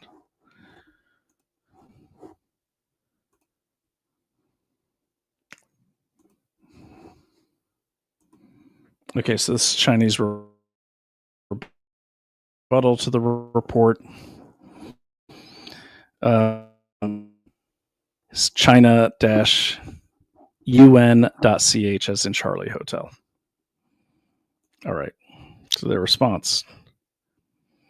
The permanent mission of the People's Republic of China, the United Nations at Geneva, and other international organizations in Switzerland. Okay.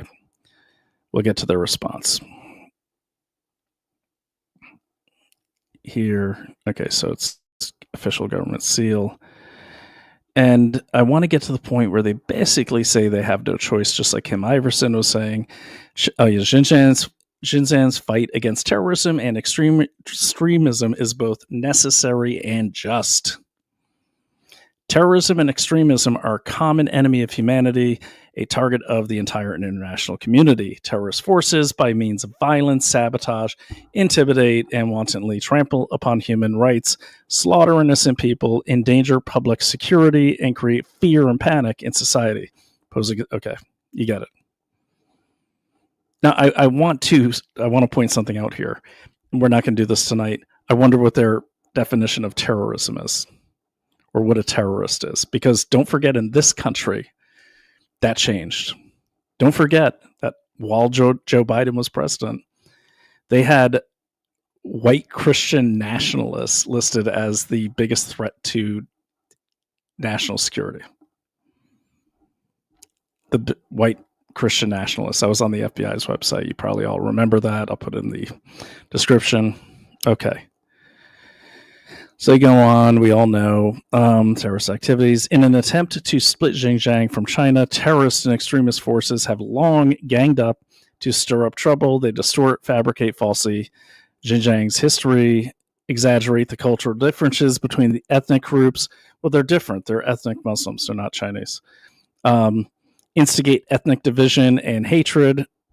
I don't know. Maybe, maybe not. Incite religious fanaticism and relentlessly spread religious extremism. Kim Iversen was saying Wahhabis are religious extremists. It's a pretty big sect, including a big sect in Saudi Arabia. It's also Sunni. It's not Shiite. But then again, what's interesting is Hamas is Sunni, not Shiite. But I've never heard her say that Hamas practices an extreme form of Islam. Just saying. The numerous violent terrorist activities they conducted severely undermined social stability, trampled on the basic human rights of all ethnic groups in Xinjiang. Their crimes left violent terrorist attack on 15 June 2014 in Hotan. Right, violent terrorist attack. Okay, so I see a guy, he has a hatchet here. Blow that up for you. That is terrible. It's not blurry. I don't know if that guy's posing. We don't know. We got stills. And then I see what looks like kind of a Muslim woman with, I'm guessing that's a knife. I don't know. That's what they put in the report. And then 2014, and there's that. So they had to go way back to 2015. I'm sure there's been violence by Muslims. I'm not sure, but I would assume there was. This one's interesting. They say, right, violent terrorist attack on 2014 in Wuxi County. I'm not sure what it is. It looks like someone falling off a cliff. But as I understand it, it's like a handful of attacks. We don't even know who did them because the imagery is terrible. We just have to take the Chinese Communist word for it, that it was the Uyghur Muslims and their mothers, children, and spouses. For some time, the past taking advantage of the realities in southern Xinjiang, such a vast religious population, limited communication, industrial underdevelopment, lack of information, and inadequate literacy in modern science, religious extremist forces have been rampantly propagating religious extremism, resulting in some people becoming radicalized and even committing violent terrorist activities. Okay. But I just want to point out their propaganda says that it's a vibrant, educated society. The extremist forces distorted religious doctrines and teachings and deliberately tied extremism to religion, to religious believers, and to society as a whole. Okay, look, I'm not disagreeing with that. I don't know. I just think it's odd that like no one says this about any other Muslims. Have you noticed that? Just the Uyghurs, the ones that are locked up, 2 million of them in a Chinese camp. Okay. Then I won't do this whole thing. So, but I just got to read this because I found this ridiculous. A knowledgeable, well-respected former principal in the middle school of Yangyi Eric Township of Shul County in the Kashgar Prefecture was brutally killed together with his wife by a terrorist group just because he taught students the theory of evolution, according to the group, which, according to the group, violated the religious doctrines they believe. And then in an interview with China Radio, so basically she says, I thought I was doing the right thing, and I didn't, and it didn't count as breaking the law. So they have who used to be a stance. Some extreme propagators die for their beliefs. Oh yeah, so this is supposedly this is supposedly a I think a guard that killed a non-Muslim or something. I don't know. I'll put it in my report, but her quote is, I thought I was doing the right thing and didn't count as breaking the law. Come on, dude. It's China. Who's going to say that? Unless you have a gun to your head. Anyways, I'm guessing here, so I don't know. But anyways, I will let you read this report, but like, I just want to point out that, first of all, that looks fake as hell. I just want to point out that all of these things, they look like riots, and these guys look Chinese. They don't even look Uyghur. Uyghurs look very different from ethnic Chinese. So I don't even know what they're talking about. People of various ethnic groups in Xinjiang suffer greatly from the scourge of terrorism and extremism. First of all, Xinjiang is really remote.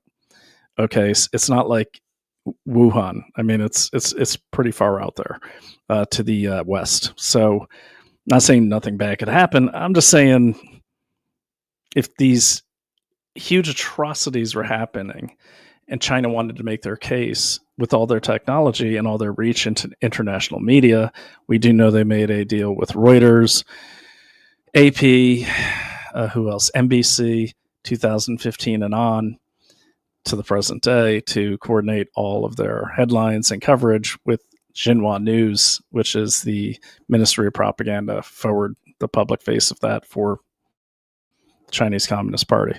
But you didn't know that, yeah, NBC, AP, Associated Press, Reuters, all run their headlines through Xinhua News before we even see them. So we're seeing what the Chinese Communist Party wants us to see.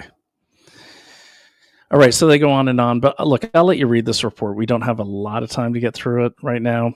But what I am saying is, if you look at their rebuttals, they're the same one that they're of the same vein that Kim Iversen is spewing forth.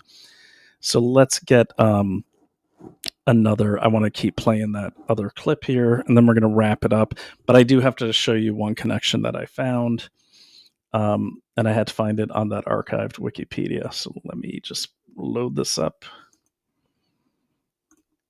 And by the way, guys, I'm really sorry about some of the tech issues tonight. This is the old computer, so it's not the best. I need to get like a gaming computer or something. I do have a Mac. I should start using it. All right, video file. Here we go. Where'd that other guy go?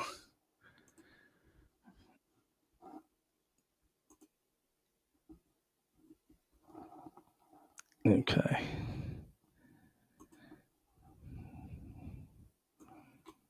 Nope.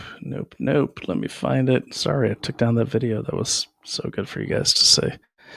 Oh yeah, this is okay. So we're going to continue that video here. I'm going to step out, finish my dinner. I'll be back in 5. But I've watched these a million times. I want your opinions on these. See what you think.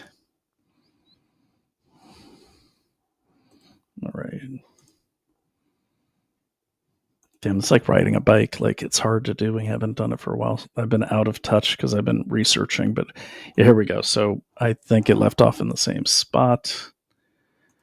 And there we go.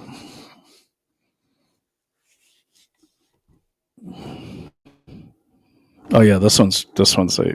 And by the way, I know Ryan Grimm is the older fellow podcaster guy or the host. He seems to be now in years later. So she got fired from, or she left The Hill. She says it's because they wouldn't let her interview Fauci. But Ryan Grimm, who clearly does not like her, he looks just disgusted. He's now appearing alongside, I saw him just the other night, alongside Max Blumenthal, saying that the Venezuela attacks were, Trump propaganda and they're fake and we're just trying to take over the country. Ryan Grimm, the same guy that was like calling her out. So maybe they're all just like message mercenaries. I don't know. But here you go.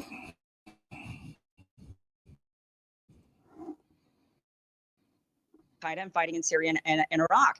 And they were saying, oh, look at what China's doing. They're not stopping this from happening. And then suddenly the narrative shifts as soon as those fighters have to go home. China doesn't know what to do with those. And we say it's genocide. Well, I think we shouldn't be. Yes, you're right that we're not going to have a military confrontation with China. We shouldn't. We got to watch the rhetoric on that front. I do, though, have a lot of concern with how much self-censoring our companies, our various sectors are doing in order to appease the totalitarian, Communist Party of China, which is not to excuse, the human rights abuses of our own government or our own government's foreign policy. But China, it is no free speech. There's limited civil liberties because of their government is so bad. And we shouldn't be censoring ourselves in order to try to have basketball games in China, which drives me crazy.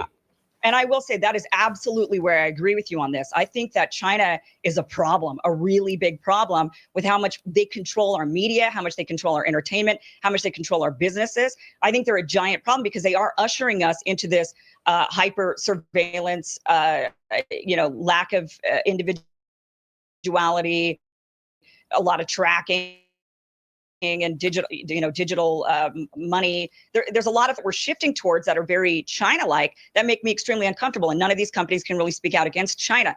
So, I'm not by any means excusing China and saying that they're this great country.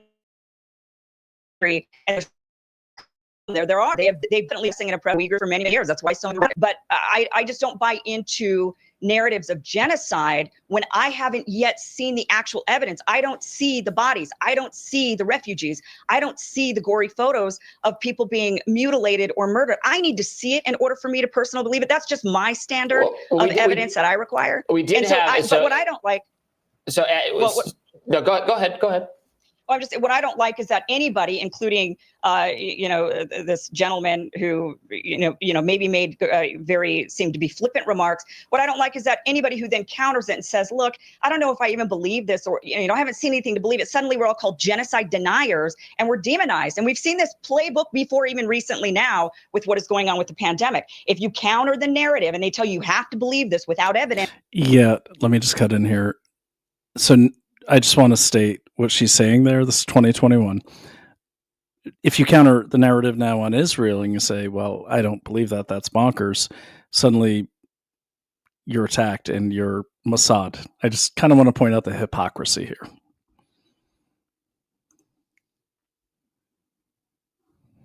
And if you counter that, suddenly you're this evil, immoral person.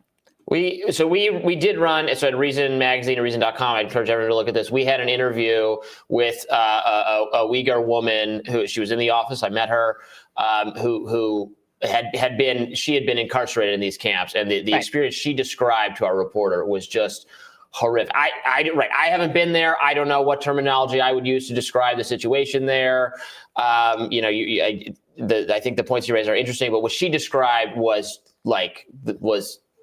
it's bad. You can't find strong enough bad language to describe what she went through. For being, she was not a terrorist. She was not a radical. She was a poor woman who happened to be born a Uyghur and was, she was tortured. I mean, look, there's 12 million of them. There's 12 million of them. So there's not, they've incarcerated 1 million. You can't say that they're incarcerating all these Uyghurs just for being Uyghurs. There's 12 million of them.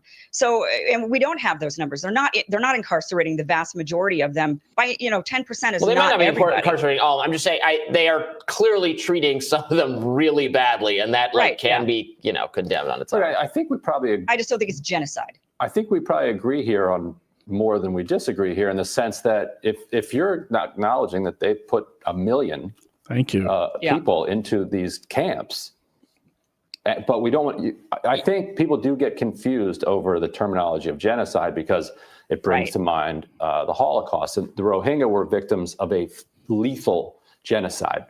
Tens of thousands, slaughtered and killed, whereas what people refer to when they talk about Xinjiang is a cultural genocide, a cleansing of the ethnicity of being Uyghur in an attempt to kind of pull Mongolia it into as well. the broader kind of homogenous Han culture in China. So it's not as if that's why you're not going to find a lot of these like mass graves, but to take 1 million people and run them innocent people who had committed no crime other than either I just want to say keep in mind that the Hill is supposedly center.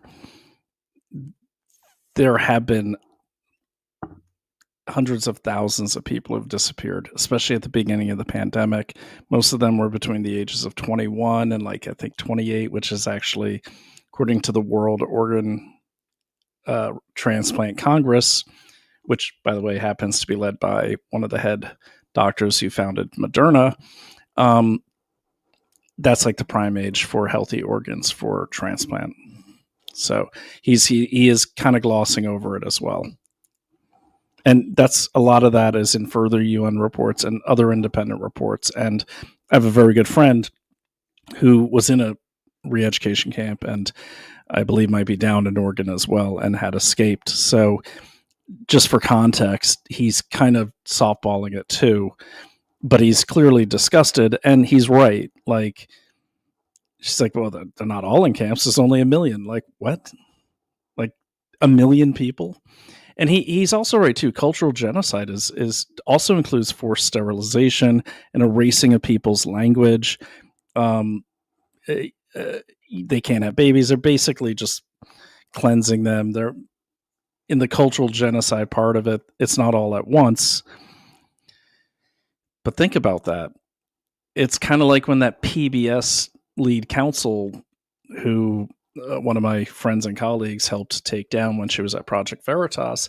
It's like when that lead counsel said, oh, we should take away the MAGA children and put them in, he actually said, re-education camps. So it's not a small thing. It's 1 million people in concentration camps. Yet if you saw those photos, I maybe counted 30 people if they were even Uyghurs.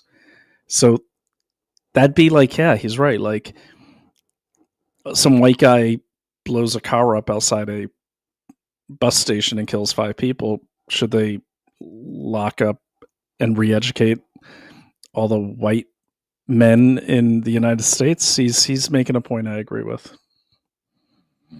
Being Uyghur and being suspected of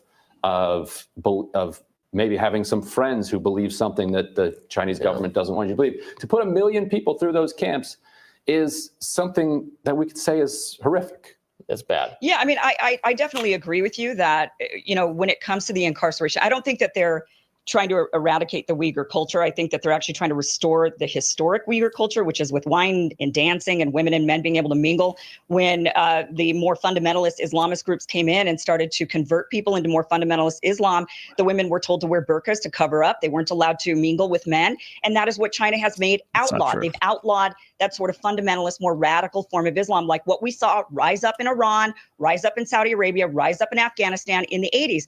China says, you can't do that here. The burqa's banned, right? So there's definitely a something going on. And I agree. The criticism that we should be looking at is, look, if you're just going to round a bunch of people up and accuse them of believing something and throw them in a prison because of their religion or their ideas, where is your burden of proof of that? Like, you can't just round a person up just because you suspect that they might be believing this fundamental ideology. You need to show us some proof. That is what we should be criticizing, their lack of actual trials and evidence for throwing these people suspected of fundamentalism in prison. But again, it just doesn't rise to this level of warmongering talk that is meant to war posture against China. I disagree with that. No war with China. No war with China. We're not. Yes, we should turn down the Tom Cotton button. We're not going to do it, and we shouldn't do it. I agree with that. We're not going to do it. It's not going to happen. Probably not going to do it. All right. Sorry to keep interrupting. Watch Ryan Grimm's face right here. This is priceless. This is it looks like he just vomited in his mouth. Like, this is crazy. She was off the hill rising shortly after this broadcast, but just keep watching his face. It's crazy. Tomorrow on Rising, Brianna Joy Gray will join us to discuss how to challenge President Biden from the left. Put my glasses back on here. And Sochi Namiki will be here to break down the New York gubernatorial race. Be sure to like, share, and subscribe so you never miss a video, and we will see you guys tomorrow. See you then. Take care. So that's, one of many. We'll just stop that there. All right. Look, the point of that is saying, look, maybe she's not a propagandist at all. Maybe she's just a crass idiot. I don't know. But to say that, first of all, she knows nothing about the culture of the Uyghurs or the history, that's very clear. And then I just want to point out that she's okay with, and she said it, like China banning certain religious things because they're Muslim. Now, I'm not getting on the bandwagon of saying all Muslims are bad, like a lot of people are saying. That's not true. And it's obviously not going to get on the bandwagon of what they're now saying. The same kind of people saying, anyone who supports Israel is a genocidal maniac. But she just will not condemn China. And I know that's 2021, but she still hasn't. I've gone through all her videos. She still hasn't. And so, pattern recognition, okay, on Kim Iversen. She tends to shill or, catch interceptions of all the countries. She seems to do it for China the most. It's quite shocking. It's pretty obvious. I just don't know what's going on with her. I know she gained an audience, and so did Max Blumenthal during the vaccine mandates. Okay. But again, prior to that, she sold herself as this middle of the road, say it like it is. Like, was her position on the Hill. She was going to be like the uncensored, type person. And which is easy to do, on something like the Hill, because they're kind of like center left. But that does, just like the report on influencers said, that does get, it creates a sincere authenticity, I think was their words. But the only thing she seems passionate about defending, in my opinion, from watching over 30 hours of her videos, she has hundreds of them, is defending, well, I'll put it this way. Defending everyone except for the U.S. and one of their main allies, that being Israel. If you go through all of our videos, and we don't have time to tonight, it's wild, man, because it's like everything is Israel's fault or the United States' fault or the cabal that the two of them makes fault, no matter where it is. No matter where it is. She promotes the Belt and Road as, something that is great for people, like the Chinese are just doing it out of the goodness of their heart.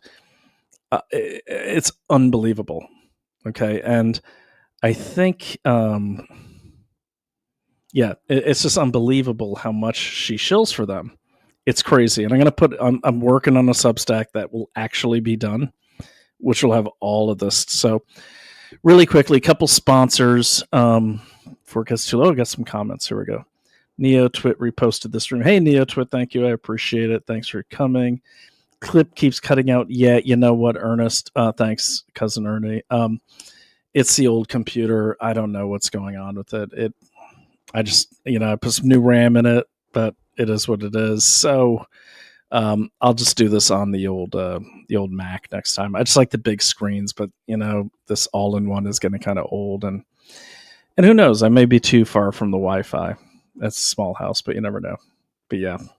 But thanks for letting me know. I will get that fixed, and I'll make sure that's fixed on the recording. And I'm trying to think. So, all right, couple sponsors here. I've actually started taking these. Really good. Okay, so the kimchi one I love. I've been taking this. It's actually kimchi. It's like really concentrated kimchi. Tons of benefits. Energy, immunity. I just feel better when I take it. It's fantastic. Use code WOLF. Get 25% off. Kimchi is really good. If you don't know what kimchi is, it's like this really, really spicy cabbage.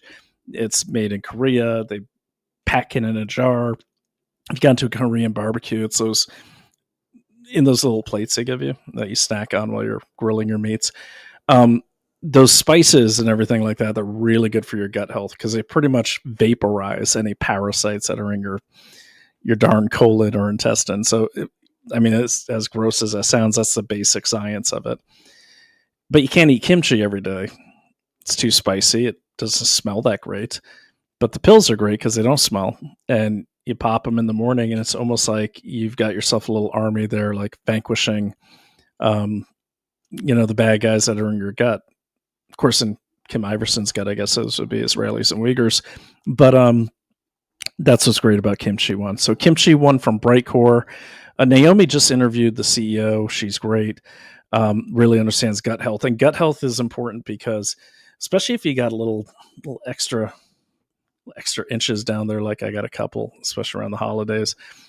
Sometimes we think, okay, I just need to get on the treadmill, but sometimes it's gut health. Your body's reacting to foreign elements, foreign parasites. So it's swelling to push them out, just like when you get a splinter. Things like kimchi and really spicy things, but especially kimchi, there's something in the fermentation that makes it really potent against harmful parasites in your gut, is really effective. Really effective. Kimchi One from Brightcore. Get yours today. Try it out. Tell me what you think. I am taking it. I don't have the bottle in front of me, but normally I shake the bottle in front of you so you know, but it's good. And my backpack full of supplements is getting bigger and bigger, but I love taking all of them. So health starts in the gut. Get 25% off. Use code WOLF, wife's last name, without an E, at mybrightcore.com/wolf, or call 888-575-4996 for up to 50% off your order and free shipping. And I tested that. The shipping's really fast too, which was nice.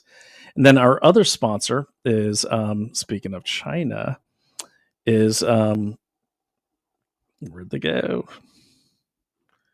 Oh, how embarrassing. This is terrible. Oh, there it is. Okay, it's right in front of me. Yeah. Oh, no, it's cruising along the bottom. All right. Let me just get rid of that big one there so they can. Okay, we're going to get rid of that banner. There we go. Okay, now I'm going to edit this banner on the fly so you can actually read it so it's not scrolling. There we go. Saved, and boom. All right, boom. Bellwether signals reveal 7 hidden economic indicators flashing red right now. Get the free report and learn. I got the report. It's really good.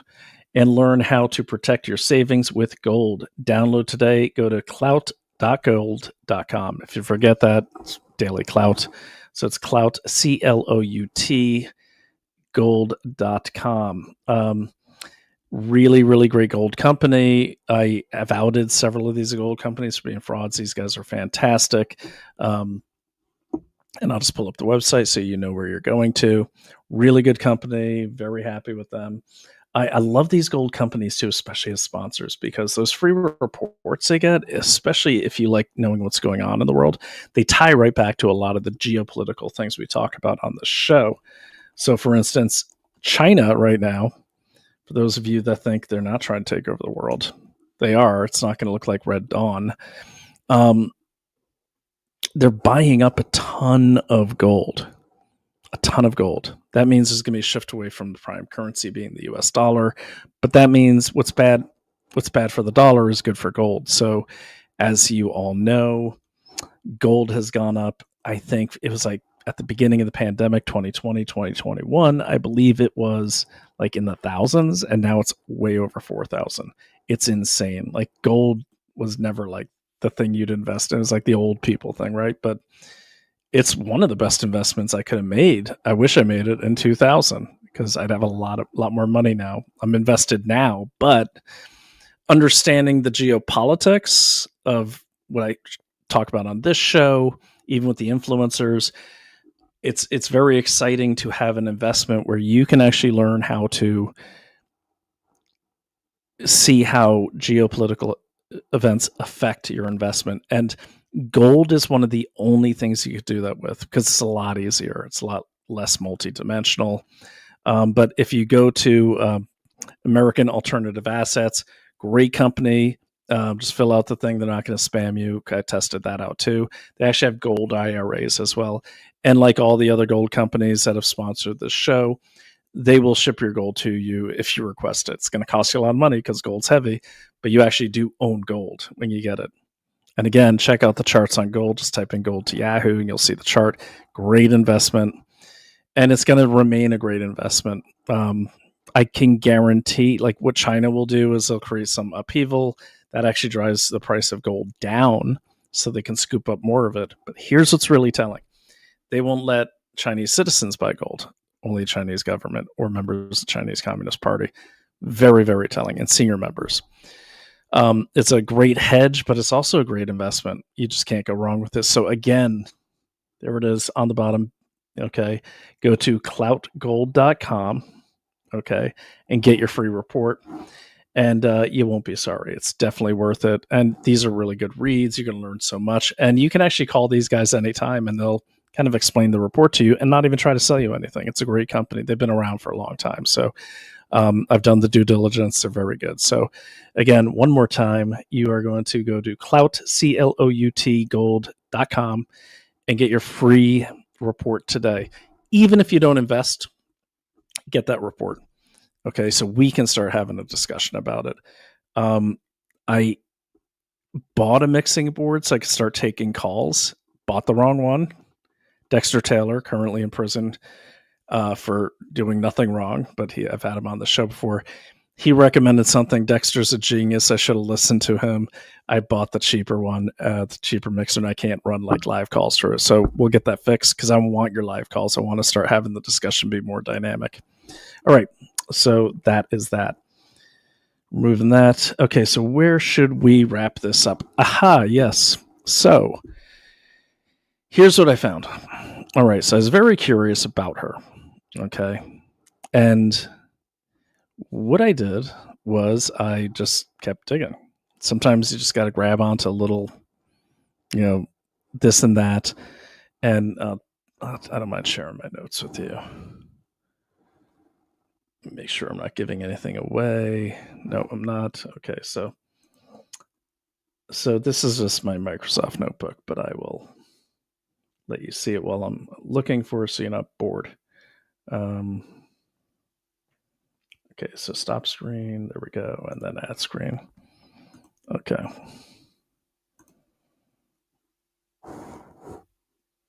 I think, is that it? Nope. There it is. Okay. All right. So what I did is I timelined out the whole thing. And just so you guys know, my method when I'm trying to learn something about someone, I timeline it out. So I just started going back as far as I could. This is not her. This has nothing to do with her. Don't worry about that. I just started researching what was going on in Syria. Why did I do that? Because what I found was... in her archived Wikipedia, she has this, I don't think she's hiding it, but she has this certain journalism award. This was a big eye opener for me. I'm not saying it means anything, just saying it's just weird that someone's Wikipedia page was deleted, not manipulated, because they like to manipulate them. Okay, so what do we know? Well, let's start Wikipedia. And yes, I know Wikipedia is not a great source, but it is a good source to get started, because you then go to the sources in Wikipedia and you see what you can find out. The fact that I couldn't find her Wikipedia page is really strange to me. So let me get this up here. There we go. All right. The only other guy that bounces around like this is Viva Fry, and he does a lot smoother than I do. So I'll get there. All right. So I did find the Wikipedia page. It was archived. Here it is. I'll put that in the description. Okay. So it says Iversen is also known as Kim Iversen. Okay. Two different spellings there. Born and raised Boise, Idaho. So she said that. She went to University of California, Davis. Won't hold that against her. I have someone that went to UCs as well. Okay, so what do we know about her? She introduced Tulsi Gabbard at the Los Angeles celebration of Veterans Day in 2019. Interesting. January 2020, she collaborated with Gabbard's presidential campaign in the live streaming a panel discussion with Stephen Kinzer, Dennis Kucinich, and the Iran-United States relations. Remember Dennis, there's more on him that kind of connects.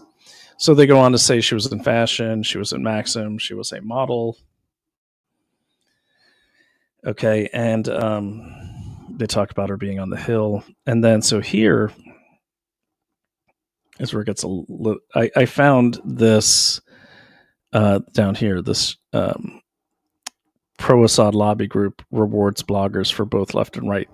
So it's by Bellingcat. Now, Bellingcat is very biased, so just keep that in mind. But hey, a lead is a lead, right? So while this is calling up, so I started reading through this, and this is where it got interesting. Basically, it says this. And again, Bellingcat definitely has a bias. Okay, they have their own reasons. So this is September 30th, 2019, by Charles Davis. A shadowy group that supports Syrian dictator Bashar al-Assad is giving thousands of dollars to far-right activists, conspiracy websites, YouTube personalities, and WikiLeaks founder Julian Assange, all under the guise of an award for uncompromised integrity in journalism. If we go back to her Wikipedia page, she won this award. So it says the Association for Investment in Popular Action Committees, an umbrella nonprofit based in San Francisco Bay Area, ostensibly exists to raise awareness of social justices. In practice, that has been meant bolstering public support for the Assad regime, which has rewarded the group in one of its main fronts, the Syrian Solidarity Movement, with visas and access to top officials in Damascus. That is true. I knew a CNN journalist who was involved in this, and he always had access to Assad. The association is now rewarding its fellow travelers, a number of whom joined its treasurer at state-sponsored conference this month, addressed personally by Bashar al-Assad to promote solidarity with workers. Remember, we talked about the Communist Party and people of Syria. The award itself is supposed to be for integrity. The award is named after a U.S. woman who worked for Press TV, which is an Iranian outfit, who died in a 2014 car accident while reporting from Turkey. The funds provided by this award enable these courageous journalists to connect. Okay, you got it. It's from the website. This is just interesting and ironic. So the parent organization actually has the acronym AIPAC, but it's not like the Israeli one. How about that? While obscure and not to be confused with the AIPAC that supports the state of Israel, the association behind this latest journalism award has made headlines for their generosity just last year when former Ohio Congressman Dennis Kucinich disclosed that he'd been paid $20,000 to speak at a 2017 pro-Assad conference in the United Kingdom. Now, look, don't get me wrong. I know a lot of people, especially now, are like, Assad was good. He should have stayed there. They killed him, whatever. All of our U.S. presidents have been against Assad. We've taken military action against Assad. So if you are, at any of these times, an American pushing a pro-Assad message, you are technically going against the American nation. Now, attack me if you want, say, oh, you're just, getting in line. You see what technically you're kind of aiding and embedding through messaging. That's all I'm saying. You're making a conscious decision to, basically run propaganda for another government. Not saying that's what Kim Iversen does. What I am saying is she is further in this article. So they go on about Kucinich, and they go into the NGO behind it. He later pivoted. Okay, that's the IRS filing. I don't trust Bellingcat, so I checked it out. It's actually there. So the Syria Solidarity Movement was established in 2013 to facilitate North American speaking tour for Mother Agnes, as per its website. Mother Agnes is a pro-Assad nun who argued that the hundreds of victims of a 2013 Ghouta sarin attack were planted by high government insurgents, not killed by the state. Spoke at rallies across the U.S., as a representative of the Syrian Masala reconciliation, blah, blah, blah. Okay. The movement is a foul peace initiative launched by the regime in Damascus and led by Ali Haidar, the minister in Assad's government and leader of the Syrian Socialist Nationalist Party, the SSNP, Syrian Socialist Nationalist Party. Connects with the workers. Kind of seeing the theme here. Also seeing another theme, too, that when it's their guy, the massacres never happen. When it's China, the massacres never happen. When it's Assad, the massacre was fake. It's always the CIA or some shadowy group. It's the thing they do. That initiative. Now, I just want to point out, too, if the massacre was fake, why did Obama, all the way into Donald Trump, all bomb Assad for the very same violations, gassing his own people with poison sarin gas? And there's receipts too. I'll put them in the description of the actual shipping of that, which could be planted, but at some point you kind of got to go only a few layers deep. It's an official document. I got to go with that. That initiative is strongly supported by the Syria Solidarity Movement, the SSM, despite the fact that the SSMP is a rabidly anti-Semitic fascist organization that advocates for a greater Syria, incorporating Lebanon and Palestine. Its logo is a stylized take on the swastika. Don't have it here, but I did see it. It took a long time to find it. It's kind of like rounded. It's weird. And the group has exploited its international ties to the far right to lead the Syrian regime solidarity reach abroad. That's not to say all of the far right, but I don't consider Kim Iversen far right or any of these other people. But I guess it's kind of like when we look at the left, if you've never been in that ecosystem, they all seem like the far left to us. So indeed, the SSMP's Haidar spoke at the same 2017 conference with Kucinich, while Susan Durham, National Coordinator of Australians for Masala, is a founding member of the Syria Solidarity Movement Steering Committee. Okay. On its website, the Syria Solidarity Movement declares it's imperative that the Masala reconciliation initiative be recognized, nurtured, and supported by all who support peace. Whatever. Okay. Now, the name, the guy here, so the guy in charge of the SSM, between 2007 and 2017, the association received at least $1.8 million in support from undisclosed donors per financial reports filed with the IRS. I'll give you the link. We don't have to look at it now. Its president, Kamal Abayad, is a structural engineer. Wait for this. Is a structural engineer and advisory board member of Architects and Engineers for 9/11 Truth, which maintains that the 2001 attacks on the World Trade Center were an inside job. The association also funds the International Solidarity Movement of Northern California for the pro-Palestinian group. you're kind of seeing all of these things converging. Okay. Anti-Israel, BDS, boycott, divest, strike, I think. 9/11 was a hoax. Massacres on people, they're all hoaxes. Max Blumenthal thinks October 7th was at a minimum embellished. They have an entire nonprofit dedicated to saying these architects and engineers say that it didn't go down the way it did.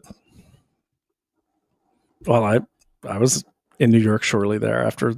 That was definitely the smell of thousands of ash bodies, and maybe they took out some other buildings along the way. Who knows? But I mean, I was in the war on terror for a decade.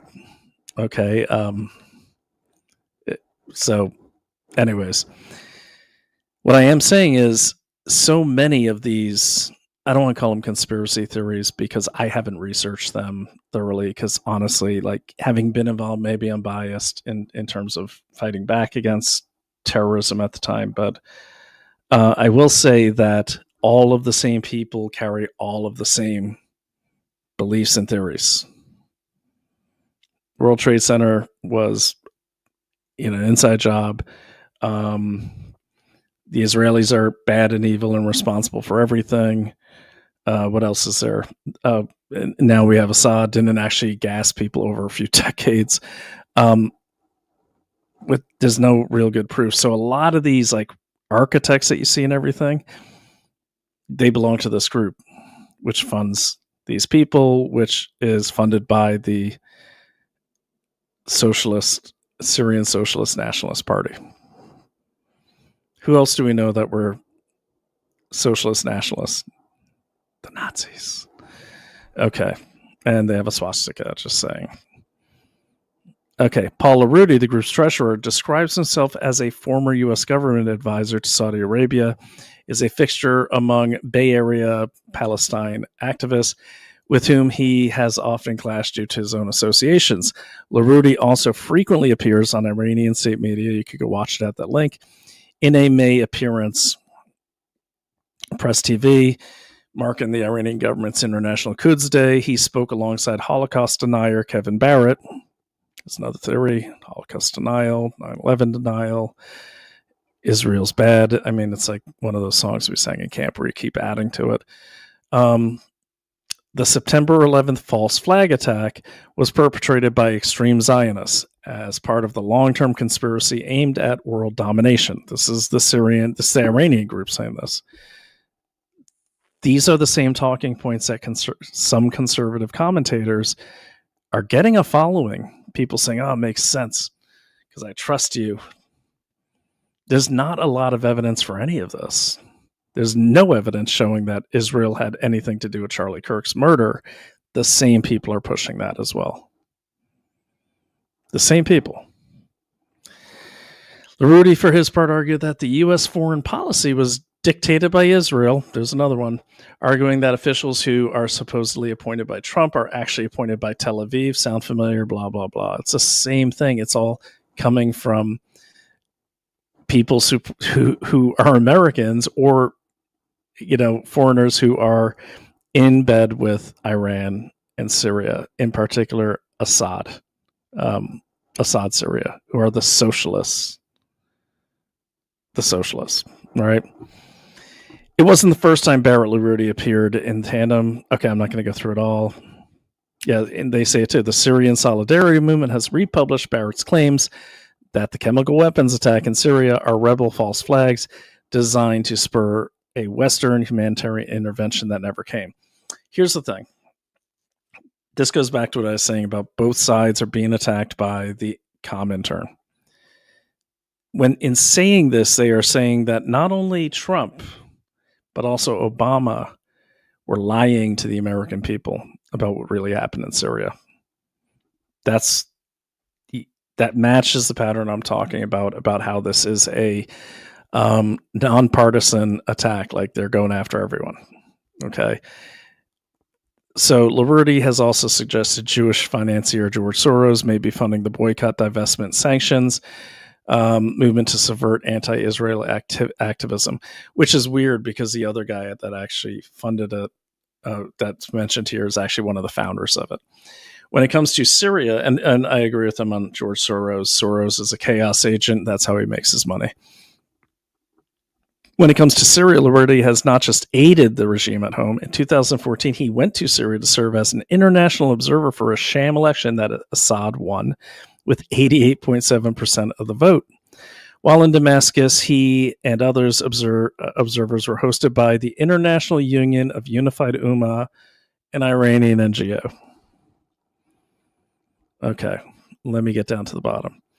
They got the right there. Okay, so here we go. He was not. Neither Liberty nor Abayed have responded to emails, phone calls, voice messages. There is no way to discern how winners were selected. Okay, sorry, skip by a part. All right. When it comes to Syria, blah, blah, blah. Well, okay. Serena Shim's mother, Judith Poe, referred all questions about the award, the Shim Award for Integrity in Journalism, to Larudi. I am sure he will be happy to give you all the information you desire, she said. He was not. Neither Larudi nor Abayed have responded to emails, phone calls, voice messages requesting comment about the prize or its enticing dollar component. There is no way to discern how winners were selected, but there is common interest. All are conspiratorial in the extreme, and each has raised doubts about the official story of the Syrian regime's perpetration of various atrocities. I would add to that about 9/11, about Israel in general, about, God, what else? Syrian atrocities, like they said. On the fact that Tel Aviv apparently is running the United States. Okay. They have influence, sure, but, you know, anyways, they did the right thing here where they did very thorough, whatever. All these links go to the right places, so that's, I don't believe the journalists, but their sources check out. Okay, among those winners, this was surprising. I've never listened to him. Is Jimmy Dore, a comedian turned political commentator who was employed by the Young Turks, a progressive video outlet, until 2019. Interesting. I'm just saying that's interesting because that's around the time that Kim Iversen was given a trip to Palestine. According to an IRS filing, however, Dore actually began receiving the money from the association behind the Serena Shim Award in 2017, receiving $2,500 for the latter, described as human rights media. Not a lot of money, but it's an award. The same year, Dore would argue that a chemical weapons attack on the opposition-held town of Khan Sheikhoun was likely a false flag. The bodies of the dead children have not been planted, perhaps by extremists. Okay, you get the idea. Reporter Ashley in Syria exposes media lies about everything. Was the name of another 2017 conspiracy theory segment that won feature Ava Bartlett. So, guys, I'm not taking it for Bellingcat's like word. They're very biased. I am saying these payments are made. They're on the IRS website. You could go check them out. So they go into it. And then let me see here. Okay, so while the association has not yet filed its IRS disclosure, another Serena Shim Award winner, Kim Iversen, revealed in a celebrity post on Instagram that her prize came with a payout of $1,000. A YouTube host who has rocketed in popularity from 5,000 subscribers in February to over 166,000 today. And that would be February. I think this is April. Iversen has put out videos on a gamut of geopolitically fraught topics, speculating that an Iranian attack on an oil tanker was a false flag, and arguing that Saddam Hussein and Muammar Gaddafi were overthrown by the West for trying to sell oil in a currency other than the US dollar. It's possible. Iversen has a particular interest in the long-shot presidential candidate, Tulsi Gabbard, with 1 out of every 10 of her videos centered on the congressperson. That's fine. She was probably paid. That's normal. She should say it's paid content, though. A favorite of pro-Assad conspiracy theorists who herself questions the Syria regime's responsibility for chemical weapons attacks. It's an honor to be recognized for taking a stand even when it's unpopular, Iversen wrote August 2nd. The 5,000 cash reward will help elevate me to the next level. I've already indexed this in case she tries to remove it. That does exist there. You could just click on it and go. I think it's going. I clicked on it by accident, but 2 doesn't. Oh, there it goes. Oh no, that's just the award. Anyways, let me speed this up because I'm kind of rambling on. I want to get to what I'm getting at. Okay, so they go on and on. They talk about other winners of it. Okay, Mint Press News, which is 2013. Again, these news sources are always biased. I know what Mint Press is. They got their own bias. So I go to you got to take these things. You got to find other sources. Just telling you. I'm just reading this off of this for convenience. Mint Press News published an article attributing the chemical attacks in Syria to anti-Assad rebels. The piece was attributed to a journalist who denied authoring the story, was awarded an undisclosed amount of money. 3 of its regular contributors, Whitney Webb. I know Whitney Webb too. I haven't looked into her, so I have nothing. I'm very neutral on Whitney Webb. I don't know her work. I know who she is, though. I know what her work is. I haven't gone through all these. Blumenthal, yes, but Finian Cunningham and Max Blumenthal also received an award, as did Rania Kalek, a Russian state media personality, who in 2018 was found to be surreptitiously on the Kremlin payroll. I know it's tough, right? Russia hoax doesn't make Russia good. Remember what I said at the beginning. I'm just saying, I'm looking for interviews where these people all discuss these things. Okay. So yeah, it goes on and on. Okay, so there we go. This is the 3rd International Trade Union Forum for Solidarity with the Workers of the People of Syria. This is communist movement in Syria. And there you can see right there's Max Blumenthal. There he is right there. Okay, and then LaRudy is right there in the front. I believe that one or that one's LaRudy. Anyways, from right to left in the front row. Okay, so we have right to left. Okay, that's LaRudy right there. Okay, so they go on, and then they were giving money to one of our congressmen as well. Okay, there's more, and then I'll wrap it up. Let's look at the Syrian Solidarity Movement. By the way, when you're doing this, download everything because it does tend to disappear. Okay, so go to my other tab. There we go. All right, so it was established in 2013. NGO Monitor says this. Billingcat, we already talked about him. Paul LaRudy, Government Global Ops. LinkedIn, Paul LaRudy. Okay.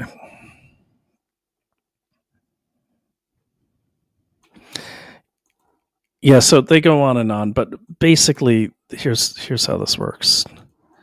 Let me just call up the site.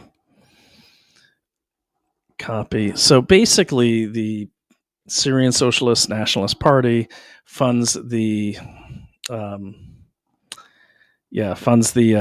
award, the Shilashim Award, and then you'll see that the Syrian Solidarity Movement, which is out of San Francisco and is run by a guy who, for some reason, runs a piano company in San Francisco, very well known to the locals. But what they also support is pretty much all of the Hamas groups right now. Okay, so International Solidarity Movement, then under that you got the Palestinian Solidarity Movement, and then the Syrian Solidarity Movement is part of this entire conference. So there's the international, then under that you have PAL Solidarity. You have a lot of the different ones. All right, so here we go. So here's what's interesting is if you go to the Palestinian Solidarity Movement, you get here, and then you go to the international one here. We're going to go to the home page there. Okay, and about us. Okay. we do Palestinian, anti-oppression, and blah, blah, blah. It's the same stuff. And God, I hope they didn't remove it already. Basically, this does link to, all right, wrong one. So this basically links to the Syrian Solidarity Movement. I just got to find my way back there from my terrible notes. Give me a second. The Intercept FBI. Here we go. Pal Solidarity. I think I found it on the X. Let me double check. I should really bookmark these things. All right, we'll get there. This is par for the course with me. Anyone that knows me knows that. Okay. Okay, so here is the... I'm just wanting to get the right thing up before I put it up on the screen. Pal Solidarity.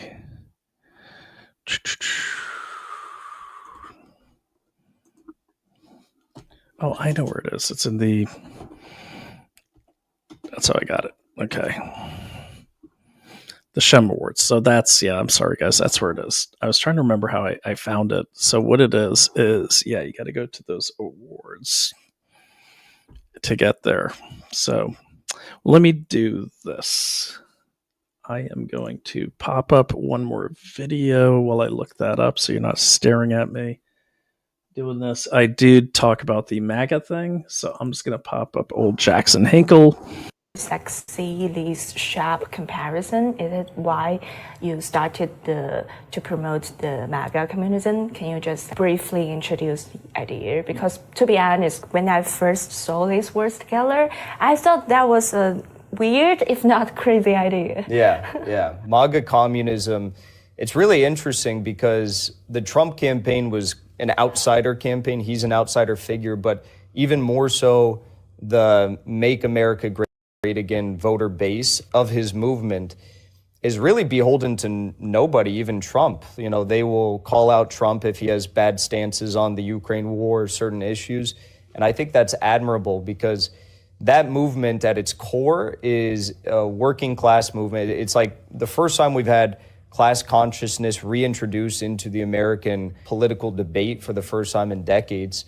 So the whole idea of it started with my friend Haas of the Infrared Show. He went around to Trump rallies and events across America and was talking to average Trump voters. You know, they're portrayed as far right, but when you actually go talk to people on the streets, you know, they're upset with the World Economic Forum. They're upset with BlackRock buying up all of our land in America. They're upset with Big Pharma. They're upset with the permanent war state we live in. They're upset with Wall Street. That would be the anti-establishment. They just want a Republicans. country that is for Americans, a nation amongst nations that will work with countries like Russia and China to build a better future. And I think that's really beautiful, and it kind of is the essence of communism. It's a country for the people to uplift our standard of living and increase our prosperity. You know, it's like the desires of the people here as well, and something that she has been able to fulfill in large part. So that's where MAGA communism came from, and it's made a lot of waves. Mm-hmm. Can I interpret it as only communism can save America? 100%, yes. Only communism can save America. That's a perfect way of putting it. The way we usually talk about it is a country that will focus on development, production, manufacturing, rather than a hyper-financialization of our markets. And in the process of doing that, you know, an economy that will actually value and benefit the people of the country at the same time. Mm-hmm. Sure. So let's get to the young people in the States, because we know that a large portion of your fans are young people, and you yourself is also from Generation Z, I guess. Yeah, of course. So how do the young people in the States, how do they view the domestic and international politics? Do they still care about it? And if not, what do they care the most? I think it's a really interesting time in America because so much of the younger generation, it seems like they almost care more about foreign policy and foreign politics than even our own domestic situation. Yeah, I mean, you look at Twitter right now, or you look at any social media platform, look at the major creators and political influencers. They're all talking about Ukraine or Israel or Gaza or whatever it might be. I do that as well, of course, but my focus is always stop the madness that's ensuing, and let's focus back on American politics. So I think that's where MAGA communism kind of comes in handy, because it's like, that's the end goal, but first we have to stop all these pointless wars and sanctions and government interference, coups, regime change operations. But you have to think about it like, I'm 24, so my whole life, America's been waging wars, whether in like Iraq or Afghanistan, Syria, now Russia and Gaza. So we kind of just grew up with this permanent warfare, permanent war state. And now we're headed towards World War III. So I think a lot of young Americans are concerned about that. They understand that this is where the first problem they really need to address to help build our country back up and fix things here at home and work with other nations in a more peaceful manner. So yeah, I think a lot of Gen Z just have kind of lived this experience, and that's why they're so concerned about everything. So most of them, like, they care less about like who's in house. These are all true statements, but you see what they're doing here is, first of all, Jackson Hinkle's living in Russia, and he's a left-wing commentator. If you've seen his profile picture, let me just pop this up for you guys. He's pro-China. He's always anti-Trump. He's not MAGA. They're taking on the name. These people are not MAGA. Okay, so let me just show you their...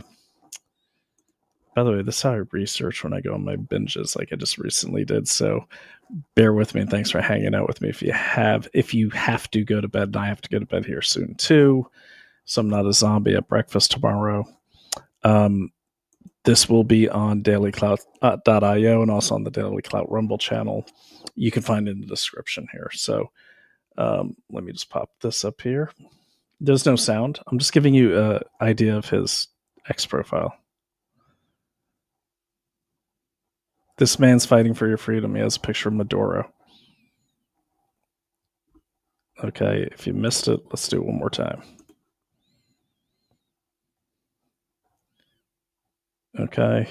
China is proof communism works.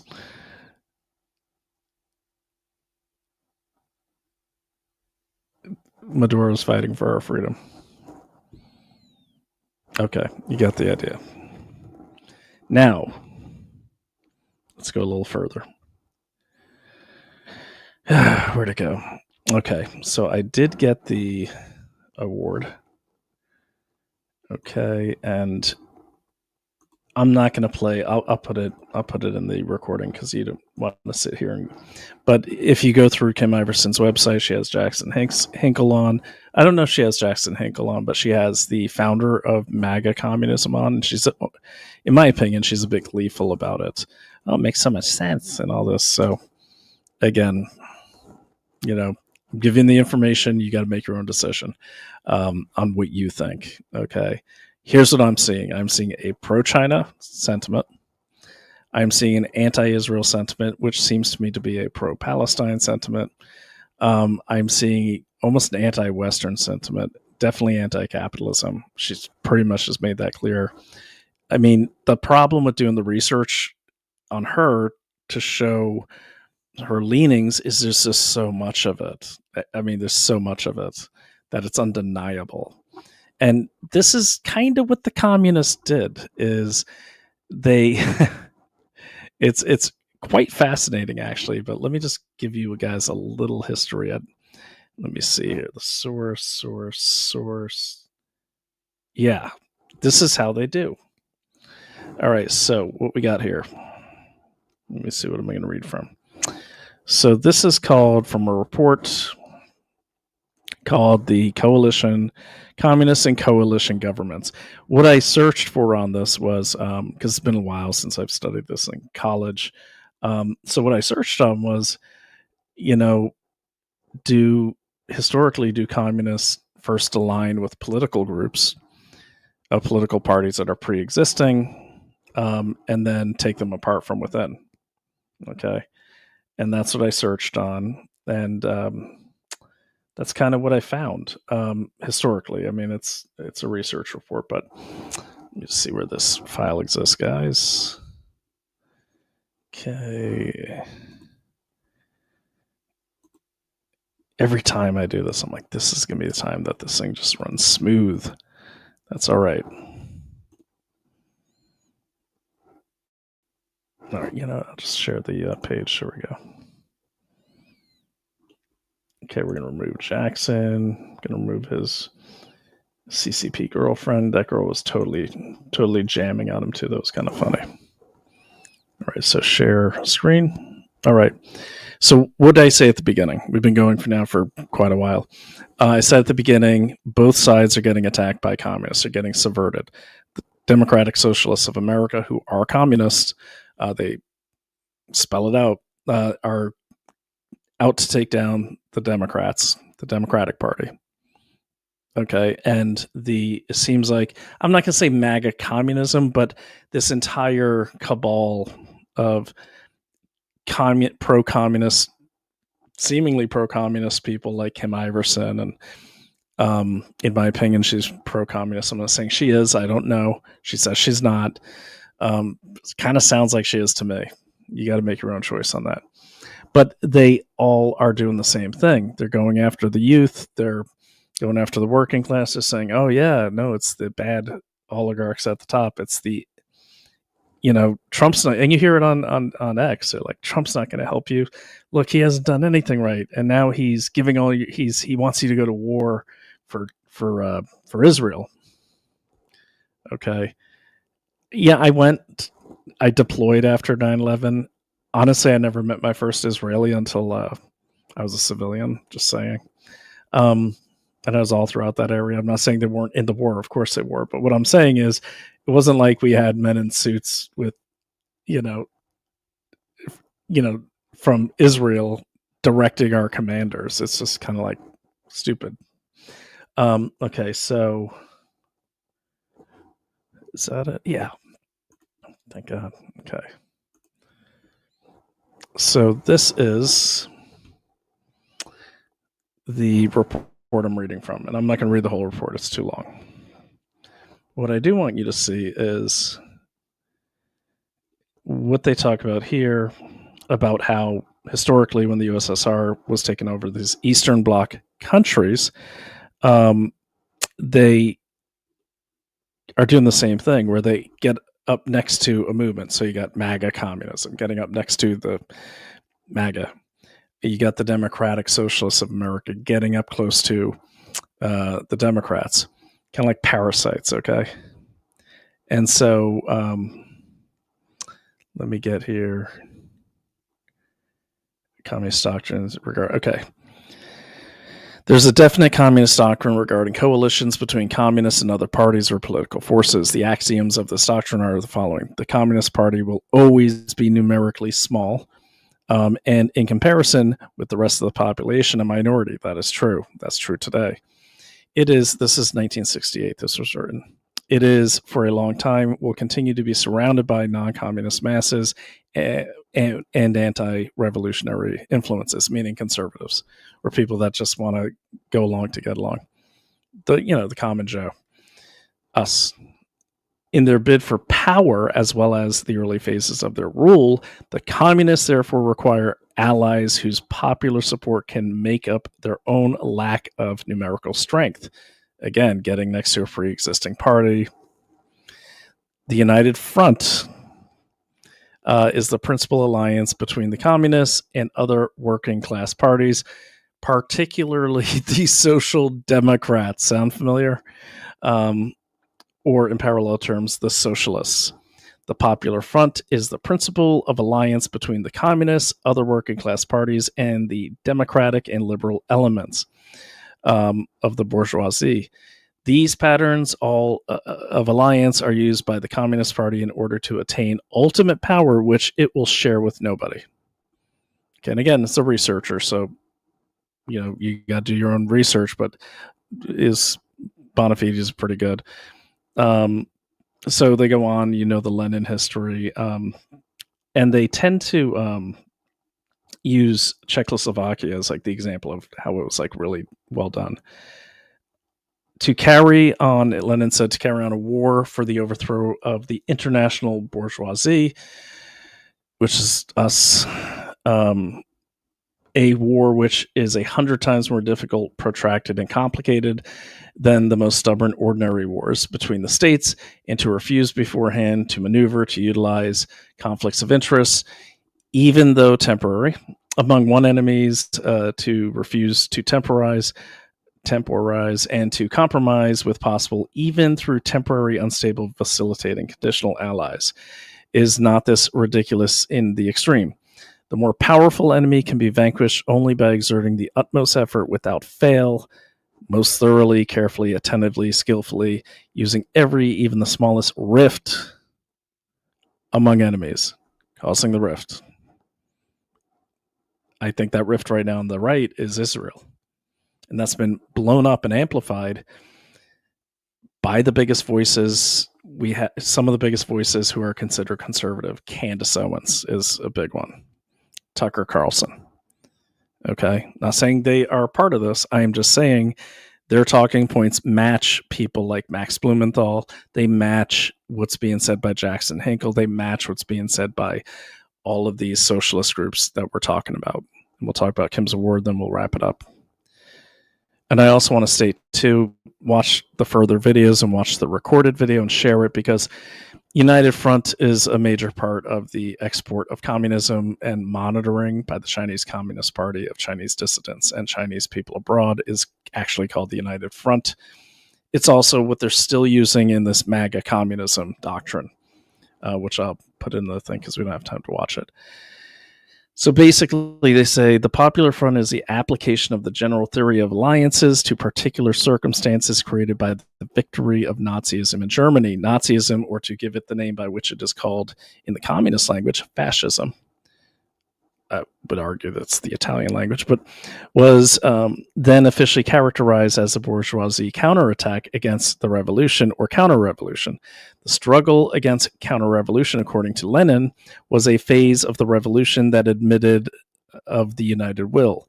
The task of formulating the framework for this united will and of proposing a coalition with social democrats and liberals fell to Georgy Dimitrov.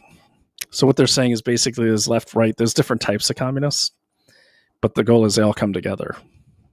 So the way that would work here is they win the elections, they win more elections. So if you have a Mondami, right, or another DSA candidate, then let's just say you start getting these MAGA socialism or Schiller, Institute type communists getting back and winning elections, they will work together across their city and political lines, because it's a united international communism. So, okay. They go on and on, but basically what was interesting is at the very end of this, further extension of the United Front idea is the creation of a single trade union in each country. Dimitrov distinguishes between the coalition. I want to get to the speech given by one of the communist leaders that was just so timely. It was like I was hearing it today. Okay. All right. So they go through all this. Guys, what I'll do is I will put it up. I'm actually hearing something outside, and I want to make sure someone's not breaking into my house. So, yeah. But read at the end. I'll post this link, but definitely read this whole document. It's definitely worth it. What were the strategic aims of our party at the time? Like all other communist parties, the countries oppressed by Hitler during World War II, the Hungarian Communist Party considered that its most important strategic task was to destroy the German fascist conquerors. Fair enough. To this end, wide anti-fascist, Antifa, coalitions were set up. Antifa actually started in this time, set up by the communist parties in those countries according to the directives of Comrade Stalin. These coalitions included peasants, small bourgeoisie, and even elements of medium bourgeoisie. In brief, all those ready to take part in the struggle for national liberation. So that's kind of like when you see these upper middle class white kids from Columbia and everything, right down to like people just fresh out of prison, all in the same thing. Nothing changes. The Communist parties foresaw that the victory in this hard struggle would not only mean the defeat of Nazism, but also the overthrow of the allies of fascism, however they define them, the big feudal landowners and the capitalists. So apparently the big feudal landowners and the capitalists are the friends of the Nazis. Never mind that we, probably saved all of them from the Nazis, but, let's not let the details get in the way of good revolution. So they go on and on. I won't read the whole thing, but basically I want you to read this so you can see how exactly like they're following the same script, these communists. And it's not just left-wing communists. I think that's where a lot of people miss it. They're looking for the blue-haired Antifa type people. Those aren't the only communists. Just like back then, there were kind of like conservative communists, and it's a big ecosystem, but they all are moving in the same direction. That's why they never go away. They're hard to stop, if not impossible. The other thing that I want to talk about, because I'm seeing it in the comments already, someone already said, oh yeah, but Marx was Jewish, Engels was Jewish, the Communist Manifesto authors, creators. Absolutely. But here's the thing. So were a lot of other people. Okay. It's actually a tiny percentage of Jews that were communists. But here's the thing as well. When they become communists, like for instance, Marx was done with his religion if he ever had it. So there's secular Jews and religious Jews, people who believe in religion, people that are atheists. All Marxists, all communists are atheists by their very nature. China's officially an atheist country as a communist country. It's in their constitution. So a lot of people point to that and say, yeah, but look at Marx, these guys, these big names are all Jewish. True enough. But again, keep in mind that just like with every group, they were not the majority of the communists. The majority of the communists actually in America, according to Communist or ComUSA or whatever it is white Christian males, followed by, I think, black Americans, followed by Hispanic Americans. I don't even think like Jews fall on that scale. I guess the point I'm making is I'm just countering that argument early. Check out the numbers. I'm not making it up, not shilling for Israel. I'm just saying, that's what's been amplified, but they don't amplify the other things.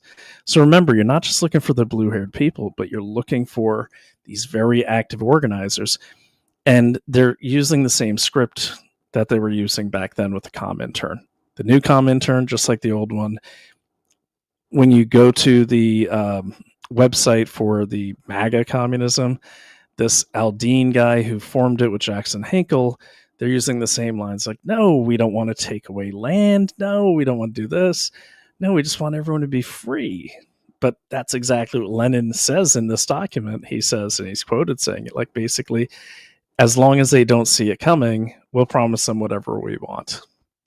And it sounds wonderful. When you listen to these guys, not Jackson Hinkle, but the other guy, he sounds very reasonable.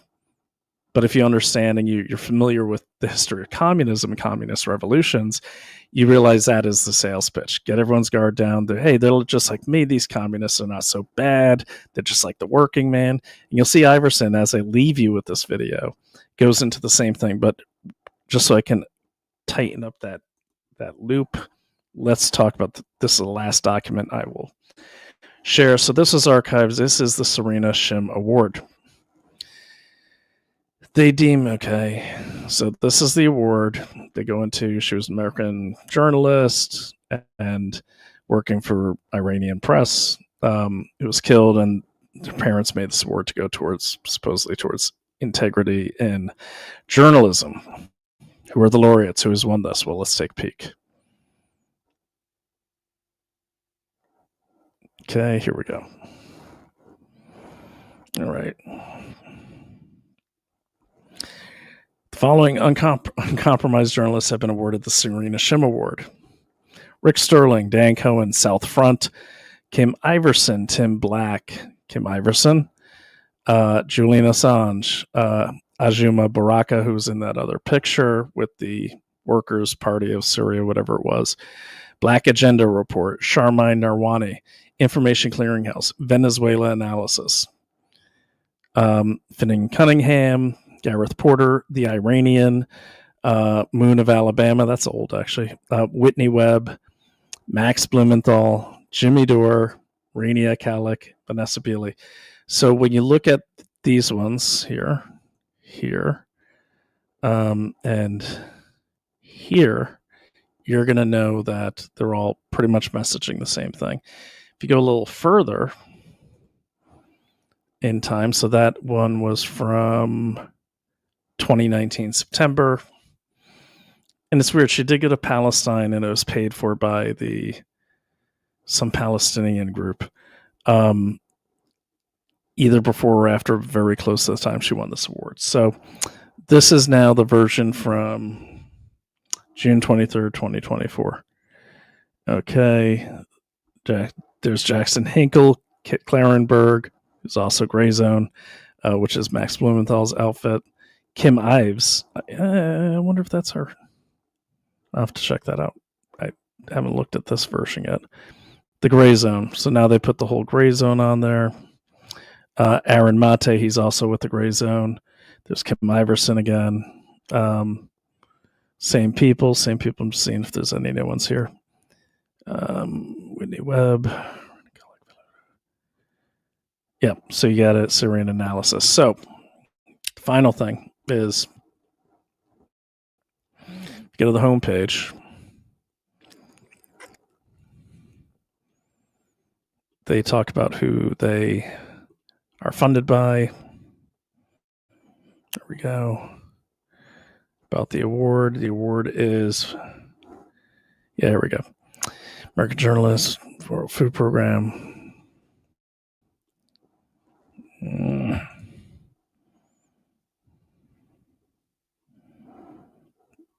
All right, well, we'll do this another night. But to make this easier, just so you know, this is all in her archived Wikipedia page, very easy to find. That's when they go into ASM. ASM, the Syrian Solidarity Movement, based out of San Francisco, has the same exact address, because I ran this through. I went and ran this through the IRS page. Same address as so this address right here. This is also the address for the Syrian Solidarity Movement run by Paul Arudi, the dude from San Francisco, who's also behind the pro-Palestinian groups, Palestinian Solidarity, the flotilla movements of 2011 up to the present time. You might remember Greta Thunberg's thing. These are all the same people. So the same people that are giving to some of our people that are speaking to our side of the aisle are being funded by the group that's funding the people that call us Nazis for not getting behind the Palestinian movement. So let's sum this up. Okay. Kim Iversen, paid shill, zealot, not that well researched, maybe kind of dumb. Seems to be.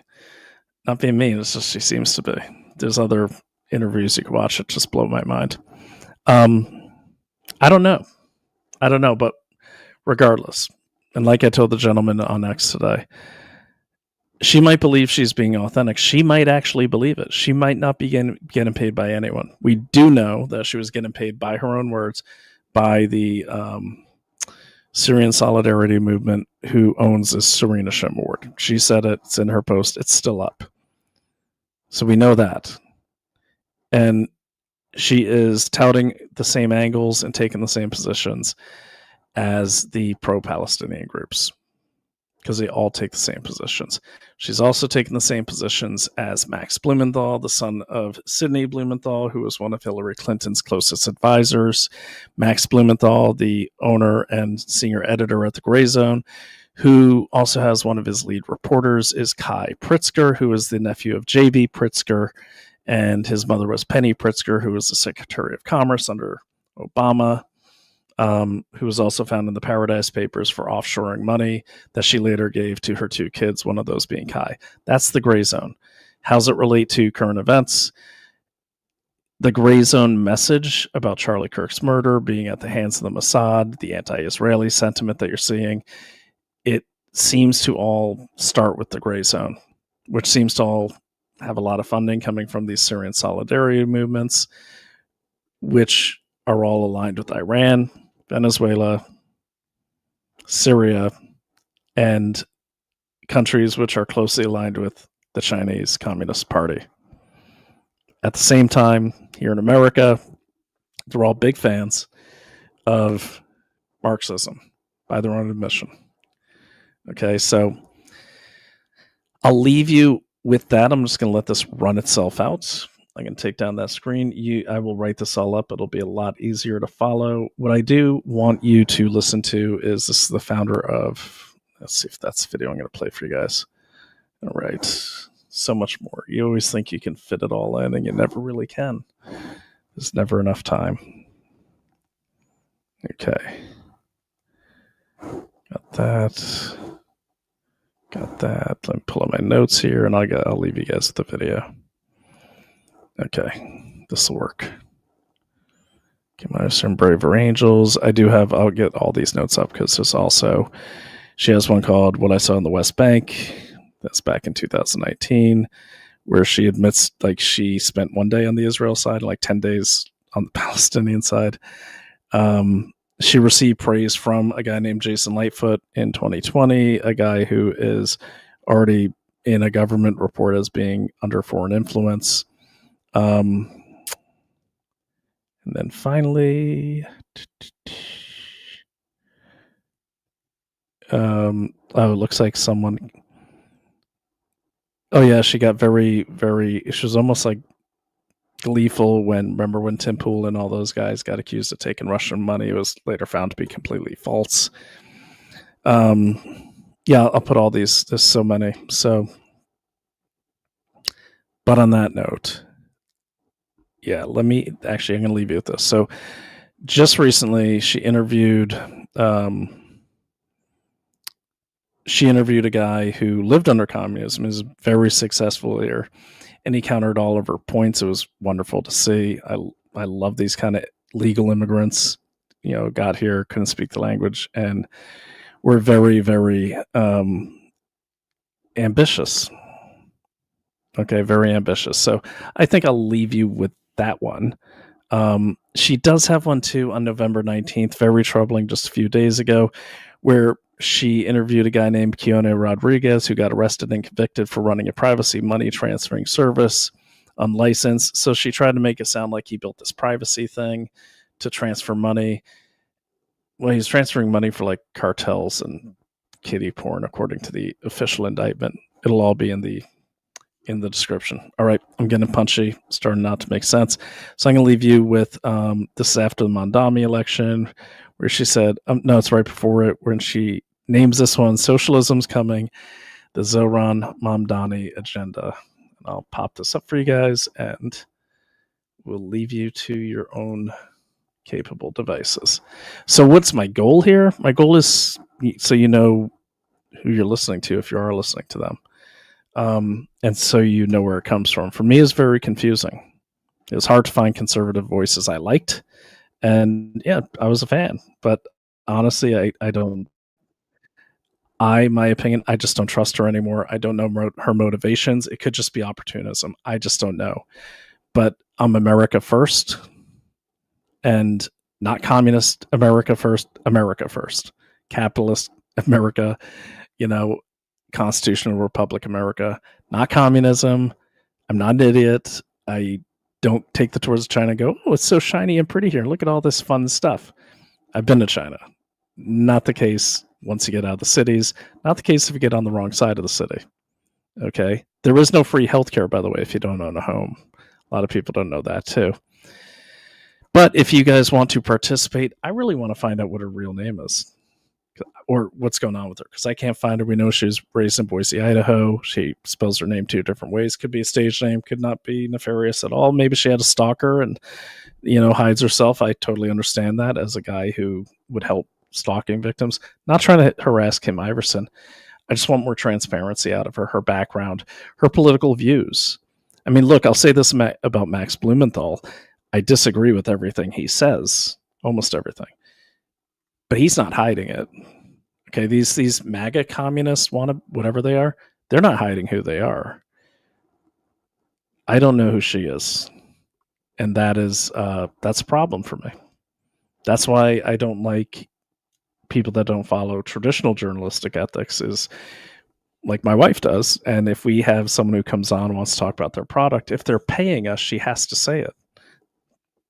That's how you do it. There's very few of those journalists left, and we need to get those rules back. I know we're a new media here on the MAGA side, but we have to have those rules back. We have to have that full transparency, because if she had those leanings and she has something interesting to say, I'd still probably listen to her. But I don't trust anything she says now, because there's so much opacity in who she is. Okay, so maybe she's nobody in particular. Maybe she just doesn't know much, and maybe she is trying to make a living and scrambles to get the kids to school. I don't know.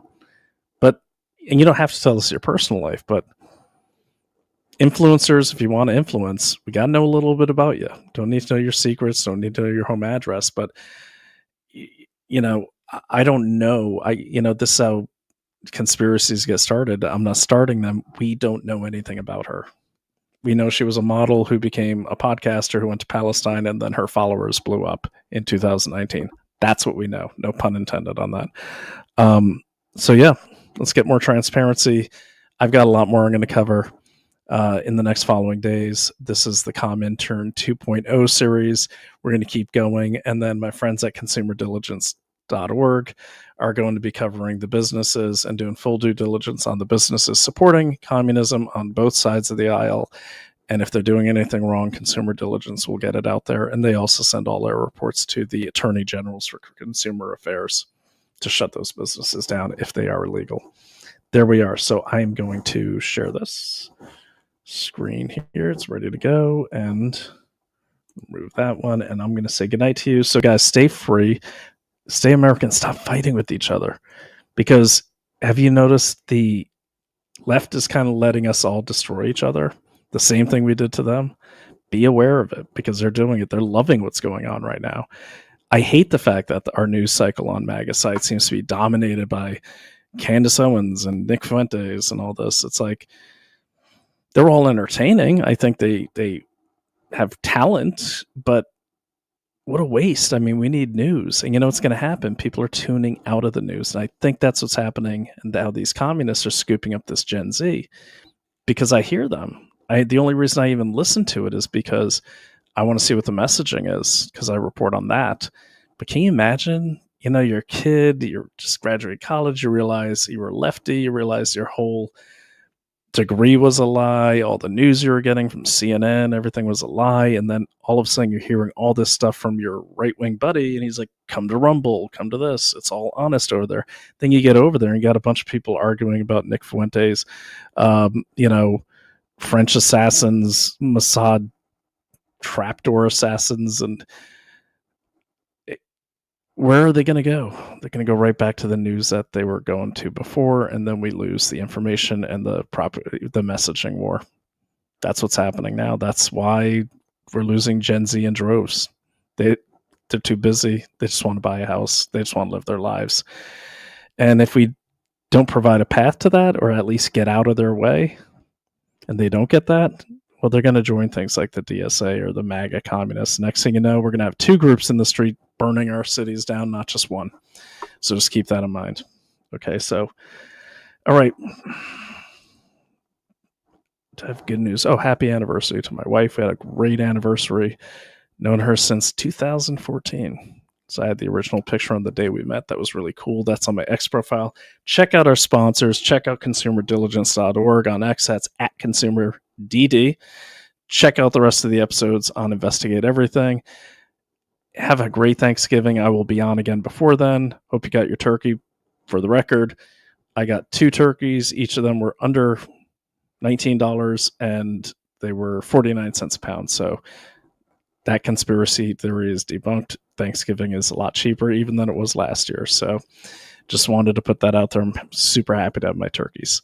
And you guys have a great one. Try to relax and put aside the social media and I'm sure a lot of you do, and dive deep into some history and get some perspective if you don't have it already.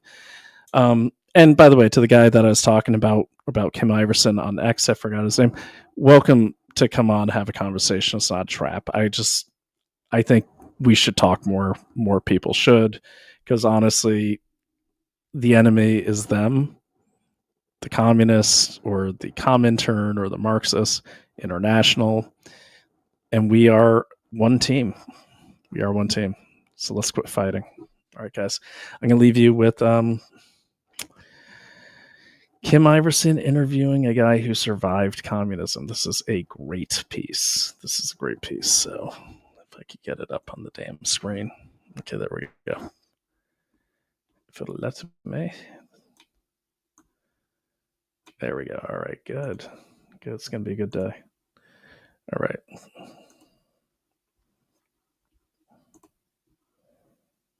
Okay, here we go.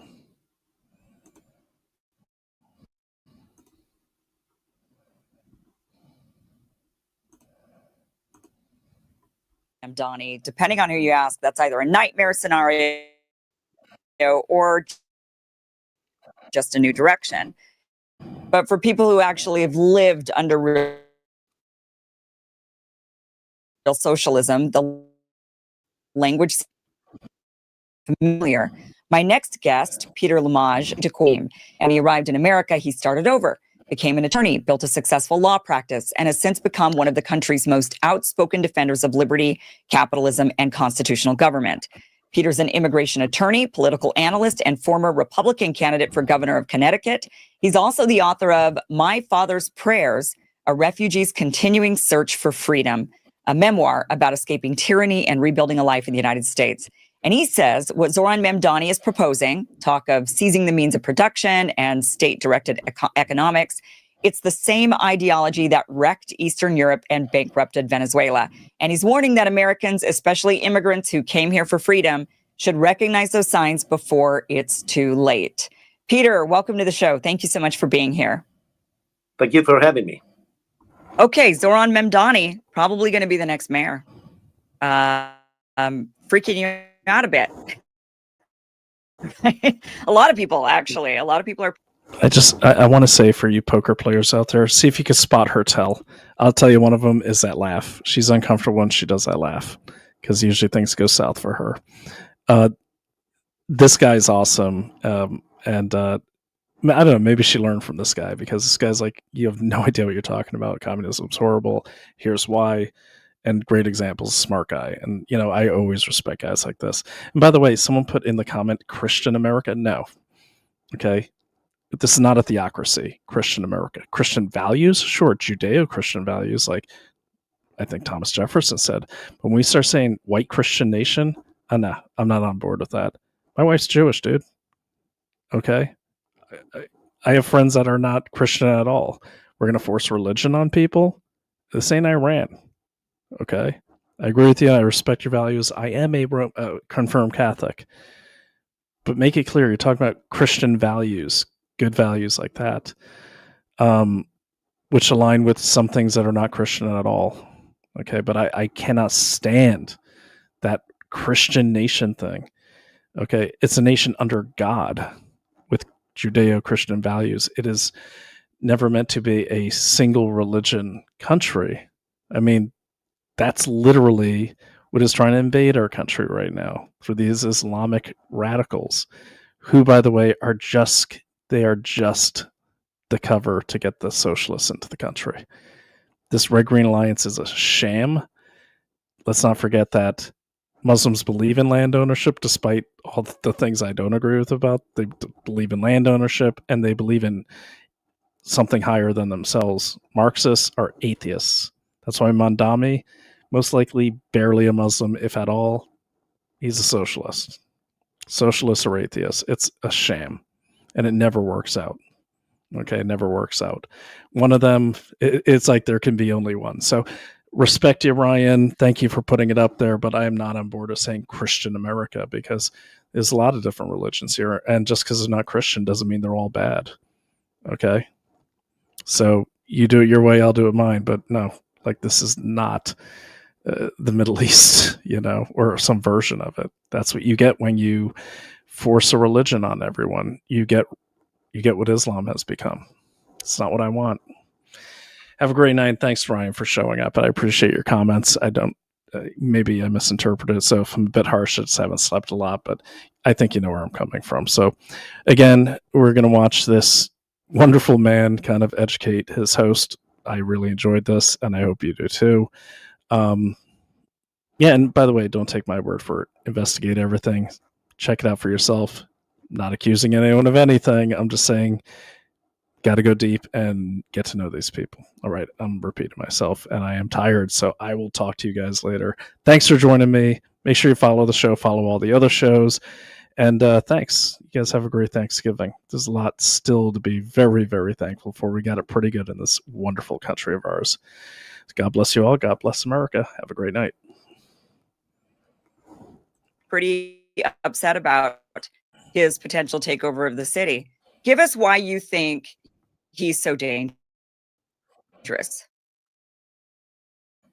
Look, I was born and raised in a communist country, and I know in that movie before, and I don't like the ending of it. Everything that I left behind in Eastern Europe 36 years ago is coming to the United States. We are promoting a failed evil ideology, an ideology that has caused so much harm and dismay and disarray all over the world, including Albania, where I come from, including certain parts of Eastern Europe, no question about it, Russia, China, Venezuela, you name it. This is an ideology that has been tried before, and it doesn't work. The reason why it doesn't work is that the government will have full command and control over the population. Now, until I came to the United States, my brothers and I, my siblings and I, we were enslaved by our own government. We were told what to do. We were told what to think. We were told what schools to attend, what jobs to perform. Pretty much, we were completely under the directives of the party that Zoran Mandani is promoting in the United States, called the Socialist Party. They have a cuter name for it, but socialists eventually wind up being communists, and we don't want that. This is not American. It's not compatible with our values, and that's why it concerns me, because when you hear a guy who wants to run New York City and wants to have control over the grocery stores and the rentals, and then, you know, pretty much he's telling us that the government is the solution to the challenges that our city is failing. But the most disturbing thing is that you see American-born citizens supporting him, and 63% of the voters in New York City who were not born in the United States, who came to the United States one way or another, are supporting him. This is what we have been promoting in the United States, especially in the major cities like New York City, that it's not at all American. It should be defeated. Tell us about, in Albania, what caused people to go in that socialist direction? It's not. Why did the people support it? Look, the way I look at socialism is that you can vote it in, but then you need a bloody revolution to dismantle it. And that's what happened in Eastern Europe. Eventually, the promises that the socialists and the communists made to the population, they were appealing at the beginning. And then eventually, those promises couldn't be kept because you run out of other people's money. You start dispossessing the rich and try forcefully redistribute properly, giving to the people who never worked for it. And we see the same thing being promoted in New York right now in certain parts of the United States. But when people realized that they had made a mistake by electing a socialist or a communist to lead them, it was too late. Because the first thing that the socialists and the communists would do is that they would get to the point that they want to disarm the population so they cannot defend themselves. That's what they did in Albania, where I come from. Then they started imprisoning, executing, or sending people to concentration camps if you disagreed with them. They reopened or opened re-education camps where people would be sent into a re-education camp. My family was there, and we witnessed this. I've seen family members being forcefully to accept an ideology that they disagreed with it. I had family members executed by these government agents who were authorized by the Communist Party or the Socialist Party to take such actions. Now, when my family was picked up to be taken to a concentration camp, the only people who had guns were government agents. They tortured my father to death because he had refused to notify the government that his sons wanted to search for freedom and opportunity and leave Albania. Communist countries have borders not to allow people to flee. They don't have borders not to allow people to come into those countries. It's interesting that you don't see people from the Western world flee into communist countries, but you see people from communist countries or socialist countries fleeing or leaving or going to the Western countries, because we provide opportunity, we provide freedom, we provide things that socialism and communism do not stand for. You don't want to miss this. Save up to 40% on everything during the fall sale at CB Distillery. If you're tired of tossing and turning at night, feeling stressed or dealing with aches and pains, you need to hear about CBD from CB Distillery. People everywhere are turning to CBD because it works. Listen to this.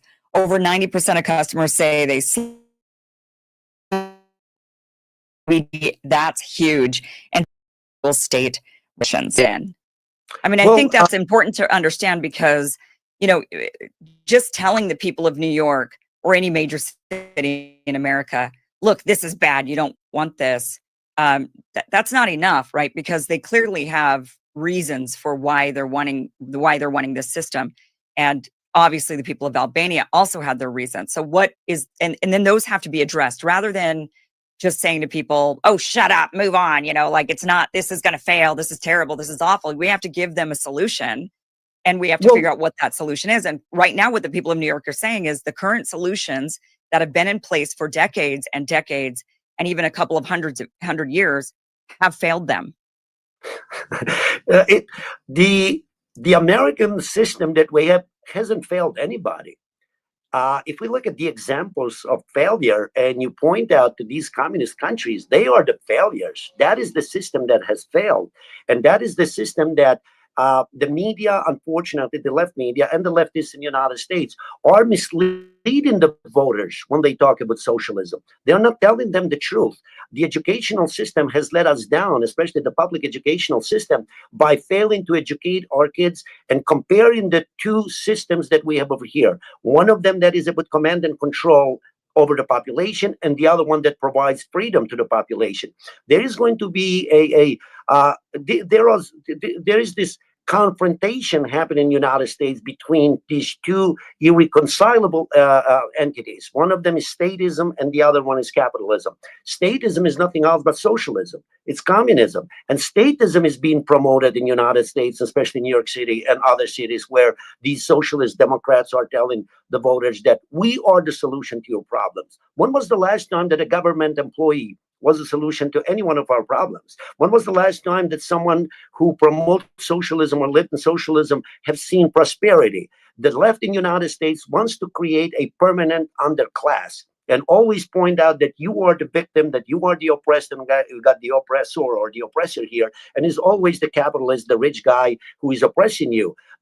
None of these people who have not succeeded in the United States, mostly young people, they haven't seen the difference between these two systems with their own eyes. It is what's being sold to them. It's a bill of goods that is being sold to them. But if they were to talk to people like you and me and others who came from communist countries, we'll tell them a different story with the facts, without making that up. We point out to these things that when governments started supplying or providing bread to us, the simplest things, you had to stand in line to get that piece of bread. And if the store ran out of bread, you were not allowed to complain. You were supposed to go home. Otherwise, if you complained that there was no bread to buy in the store that was run by the government, you could have been arrested for that. I've seen people being arrested for that. Others have seen people being arrested. And this is the problem that I think that we have failed to provide this comparison between these two systems. Well, there's a lot I agree with you on in that I definitely am not a fan of communism. My family also fled Vietnam, and some of my family, not all of my family, got out. And my family that was left behind, the communists came, and like, for example, my aunt was living in our family home, and the communists came and took the family house and made her move into the garage. I mean, that's where she had to live for years and years and years. And my grandfather was also taken and put into a re-education camp. And it was my family struggled. It was very, very difficult. And so I've seen firsthand the difficulties that authoritarian communism can create for a family and for an individual, and how it is a total loss of freedom. And there's just there's a lot that's, I think, really awful about it. So I'm with you on that. Communism is not, I think, typically an answer. However, I will say that, you know, China is doing pretty damn well. And I think it's really tough to argue. You know, I think when people in New York, for example, see how China was able to rapidly change their economy from a lot of destitution and poverty to now being as prosperous as they are. I know a lot of Americans want to turn a blind eye and not believe it, but China has outperformed us. And their students are smarter than ours. I mean, that's just categorically true at this point. I mean, they are outperforming us in engineering, in math, in innovation, in the prosperity that the Chinese are under right now. I mean, their cities are incredible. They're making American cities look like third world countries. And I think Americans see that, right? I mean, you've got New Yorkers and they're like, we're struggling, we've got all these problems. And then you look at, you know, they go on to TikTok and they see the way the Chinese are really living versus what all these other people on Fox News or anybody wants to tell them all this stuff about China. It's not true. And then they see the truth and they watch YouTube videos and they see the truth about China and they say, wait a minute, they've got it figured out. Now, I don't like China's government because they are extremely authoritarian. I think we saw that during COVID. They locked people up. They went around, they rounded them up. You know, I mean, there's really even my family in Vietnam, I have, some of them have married Chinese and they go to China all the time. And they'll even say they're freer in Vietnam than they are in China. You know, and they go back and forth between the two countries and they're both communist countries. So, you know, China definitely has had to, in order to accomplish what they have, they've had to they've had to really like throw the hammer down on people and ideas and whatnot. But, you know, people see that it works and they think, well, that's what I don't care about voicing my opinion about politics. I don't care about politics anyway, which is the vast majority of Americans. And then they say, I just want, you know, to live in a nice place and not be surrounded by homeless people. And I want to be able to afford childcare and I want to be able to afford an education for my kids. And I want to be able to afford these things. And I don't really care about voicing my opinion. And so what does it, you know, because that's most people are apolitical. Most people don't vote. Most people don't care. So they see that and they think, what's the big deal? You know, like, why not? I think it's better. Or they see Denmark, they see Sweden, they see Norway, and they say, you know, that model, which I think is what Zoran Mamdani is actually, I don't think he's really bringing in communism. I think he's bringing in more of that social democrat. And they see how these are the happiest countries on earth. They have the lowest levels of corruption. The people are provided for. You still can innovate. You still can make a lot of money. You still can be the owner of IKEA and be from Sweden and make $1 billion. But the wealth disparity is not as great as it is here in the United States. So I think people see these models, and whether it be the Swedish model or whether it be the Chinese model, I think they see that life for the average person who is not political, doesn't care about their voicing opinions, life is better. How do you combat that? How do you explain to a person, yeah, but you still don't want that. You're better off like wallowing in the street or not having access to education or healthcare? I mean, I don't know how you sell that to somebody. Look, I think that is an extreme position. I'll be frank with you, because anyone who has to have access to education in the United States can have access to education in the United States. If I could do it when I didn't speak word of English and I was allowed to take English as a second language classes, learn some English, go to college, go to law school, do all these things, and my family members did it. 36 years later, we have doctors in my family who were educated here. We have lawyers, we have engineers. I mean, you can achieve things in the United States. Capitalism is not preventing anyone from pursuing that dream. Right. It is that people have chosen or made the wrong choice. Now, when it comes to the Chinese prospering so quickly, I'm going to disagree with you on that, because they didn't prosper until they started embracing capitalism. You know that they were extremely poor. They started embracing capitalism, which to your point, then if we embrace capitalism cheerfully and fearlessly, it works for everybody. If it's working in China in the last 15 years, imagine the incredible power of capitalism if we unleash it fearlessly in the United States that it can have. Now, when you live in a free country, of course you're going to have homeless. Of course you're going to have poor people. The government is not in a position of determining the outcome of success. You provide the environment for equal opportunity. You don't provide the environment for equal result, because equal result is going to lead to equal misery, nothing else. Not everybody was born or is given the talent to perform or to do what you're doing or what I do. But there are so many options in a free society that no one has to pursue anything that is not suitable to pursue. And a socialist communist government, pretty much you are told what to pursue. China is prospering to a certain extent. But when I go to immigration court, and I do that almost every day, I don't see any immigration court that I've visited so far that we don't have Chinese residents coming from China applying for some sort of relief in the United States. And when you talk to them, they will tell you a different story. People who have seen that movie like we did will tell you a different story. It's not what the Chinese government paints for the media and the international community so that they look good on a piece of paper or on TV. Reality is different. If you were to allow the Chinese population right now, give them the freedom to leave China, you would see millions and millions of them leaving that country. But you have the borders open for Americans to leave anytime they want, and I don't see them fleeing to these countries. So the counter argument is that, yes, China may be doing well, but China is still authoritarian and is embracing capitalism. And the reason why it's doing well is because of capitalism, investments. The other thing is this. The foreign policy that we have had, especially since NAFTA with Bill Clinton, we have been giving to Chinese a break, pretty much the government. They produce everything for the entire world because we consider them to be that emerging nation that needed certain, leeway to prosper. Now, Donald Trump is doing the opposite.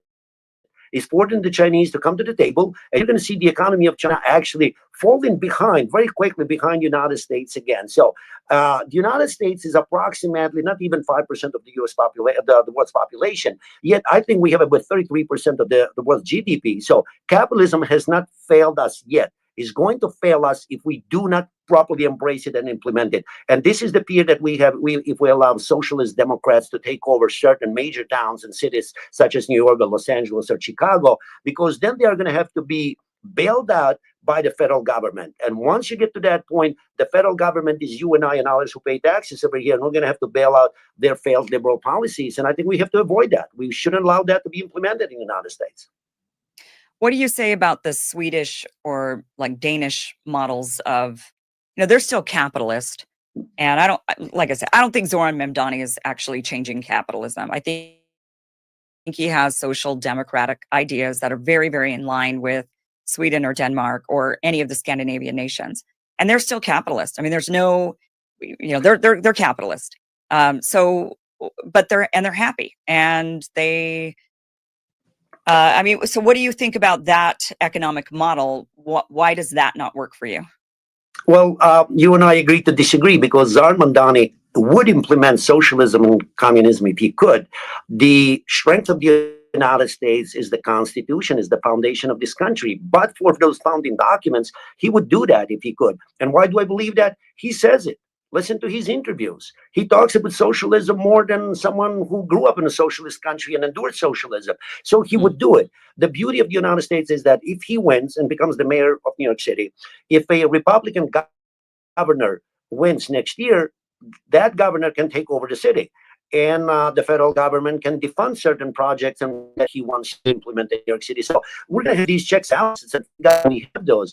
But happiness, certain people find happiness in a certain small European countries. Of course they do. I'm not saying that the entire world is miserable, but you cannot deny the fact that those countries have a different makeup when it comes to their population, to their culture, to their border countries that surround them. It's a different approach to their lifestyle. But when you look at the GDP or the standard of living of these countries, and the United States is a major, major difference. When you look at the standard of living, for example, the median income in Italy, it's about 35,000 euros a year. In the United States, we are almost 70,000 a year. So you compare, they find happiness with little. Americans, for whatever reasons, I think is the gene that we pursue greater things in life than certain other European people would pursue. So there's nothing wrong with them finding happiness the way they are, but there's nothing wrong with us pursuing our happiness as it's enumerated in the Declaration of Independence. We have our God-given right. We are endowed by the Creator with certain inalienable rights and life, liberty, pursuit of happiness. We want to pursue it. And to pursue that happiness, we need the founding principles of this country to remain strong, because they have allowed it so far for us to pursue that dream. One part of the American dream is the fact that we are a federation of states, and each state should be able to govern itself, each municipality to govern itself, the ability for people to govern themselves. That's kind of what makes America so great and so free. And one thing also, that I learned to really appreciate during COVID was the fact that so many states had different approaches. And there was like a state for everybody, kind of a thing. Like depending on how you felt about COVID and what you wanted done, there was like a state for you. Go live there, right? And a lot of people did just that. A lot of people moved out of the blue states to the red states, and and the people that loved the blue states stayed in the blue states, and they liked the way it was done. And and obviously there was a vast difference in the approach between like Florida and California, for example. So what if the people of New York want to live like in a Scandinavian style model? Like, so what if they do? Just don't, I guess if you don't like it, just don't live there, right? I mean, that's rather than, you know what I mean? Like that's part of the freedom of the country, I think.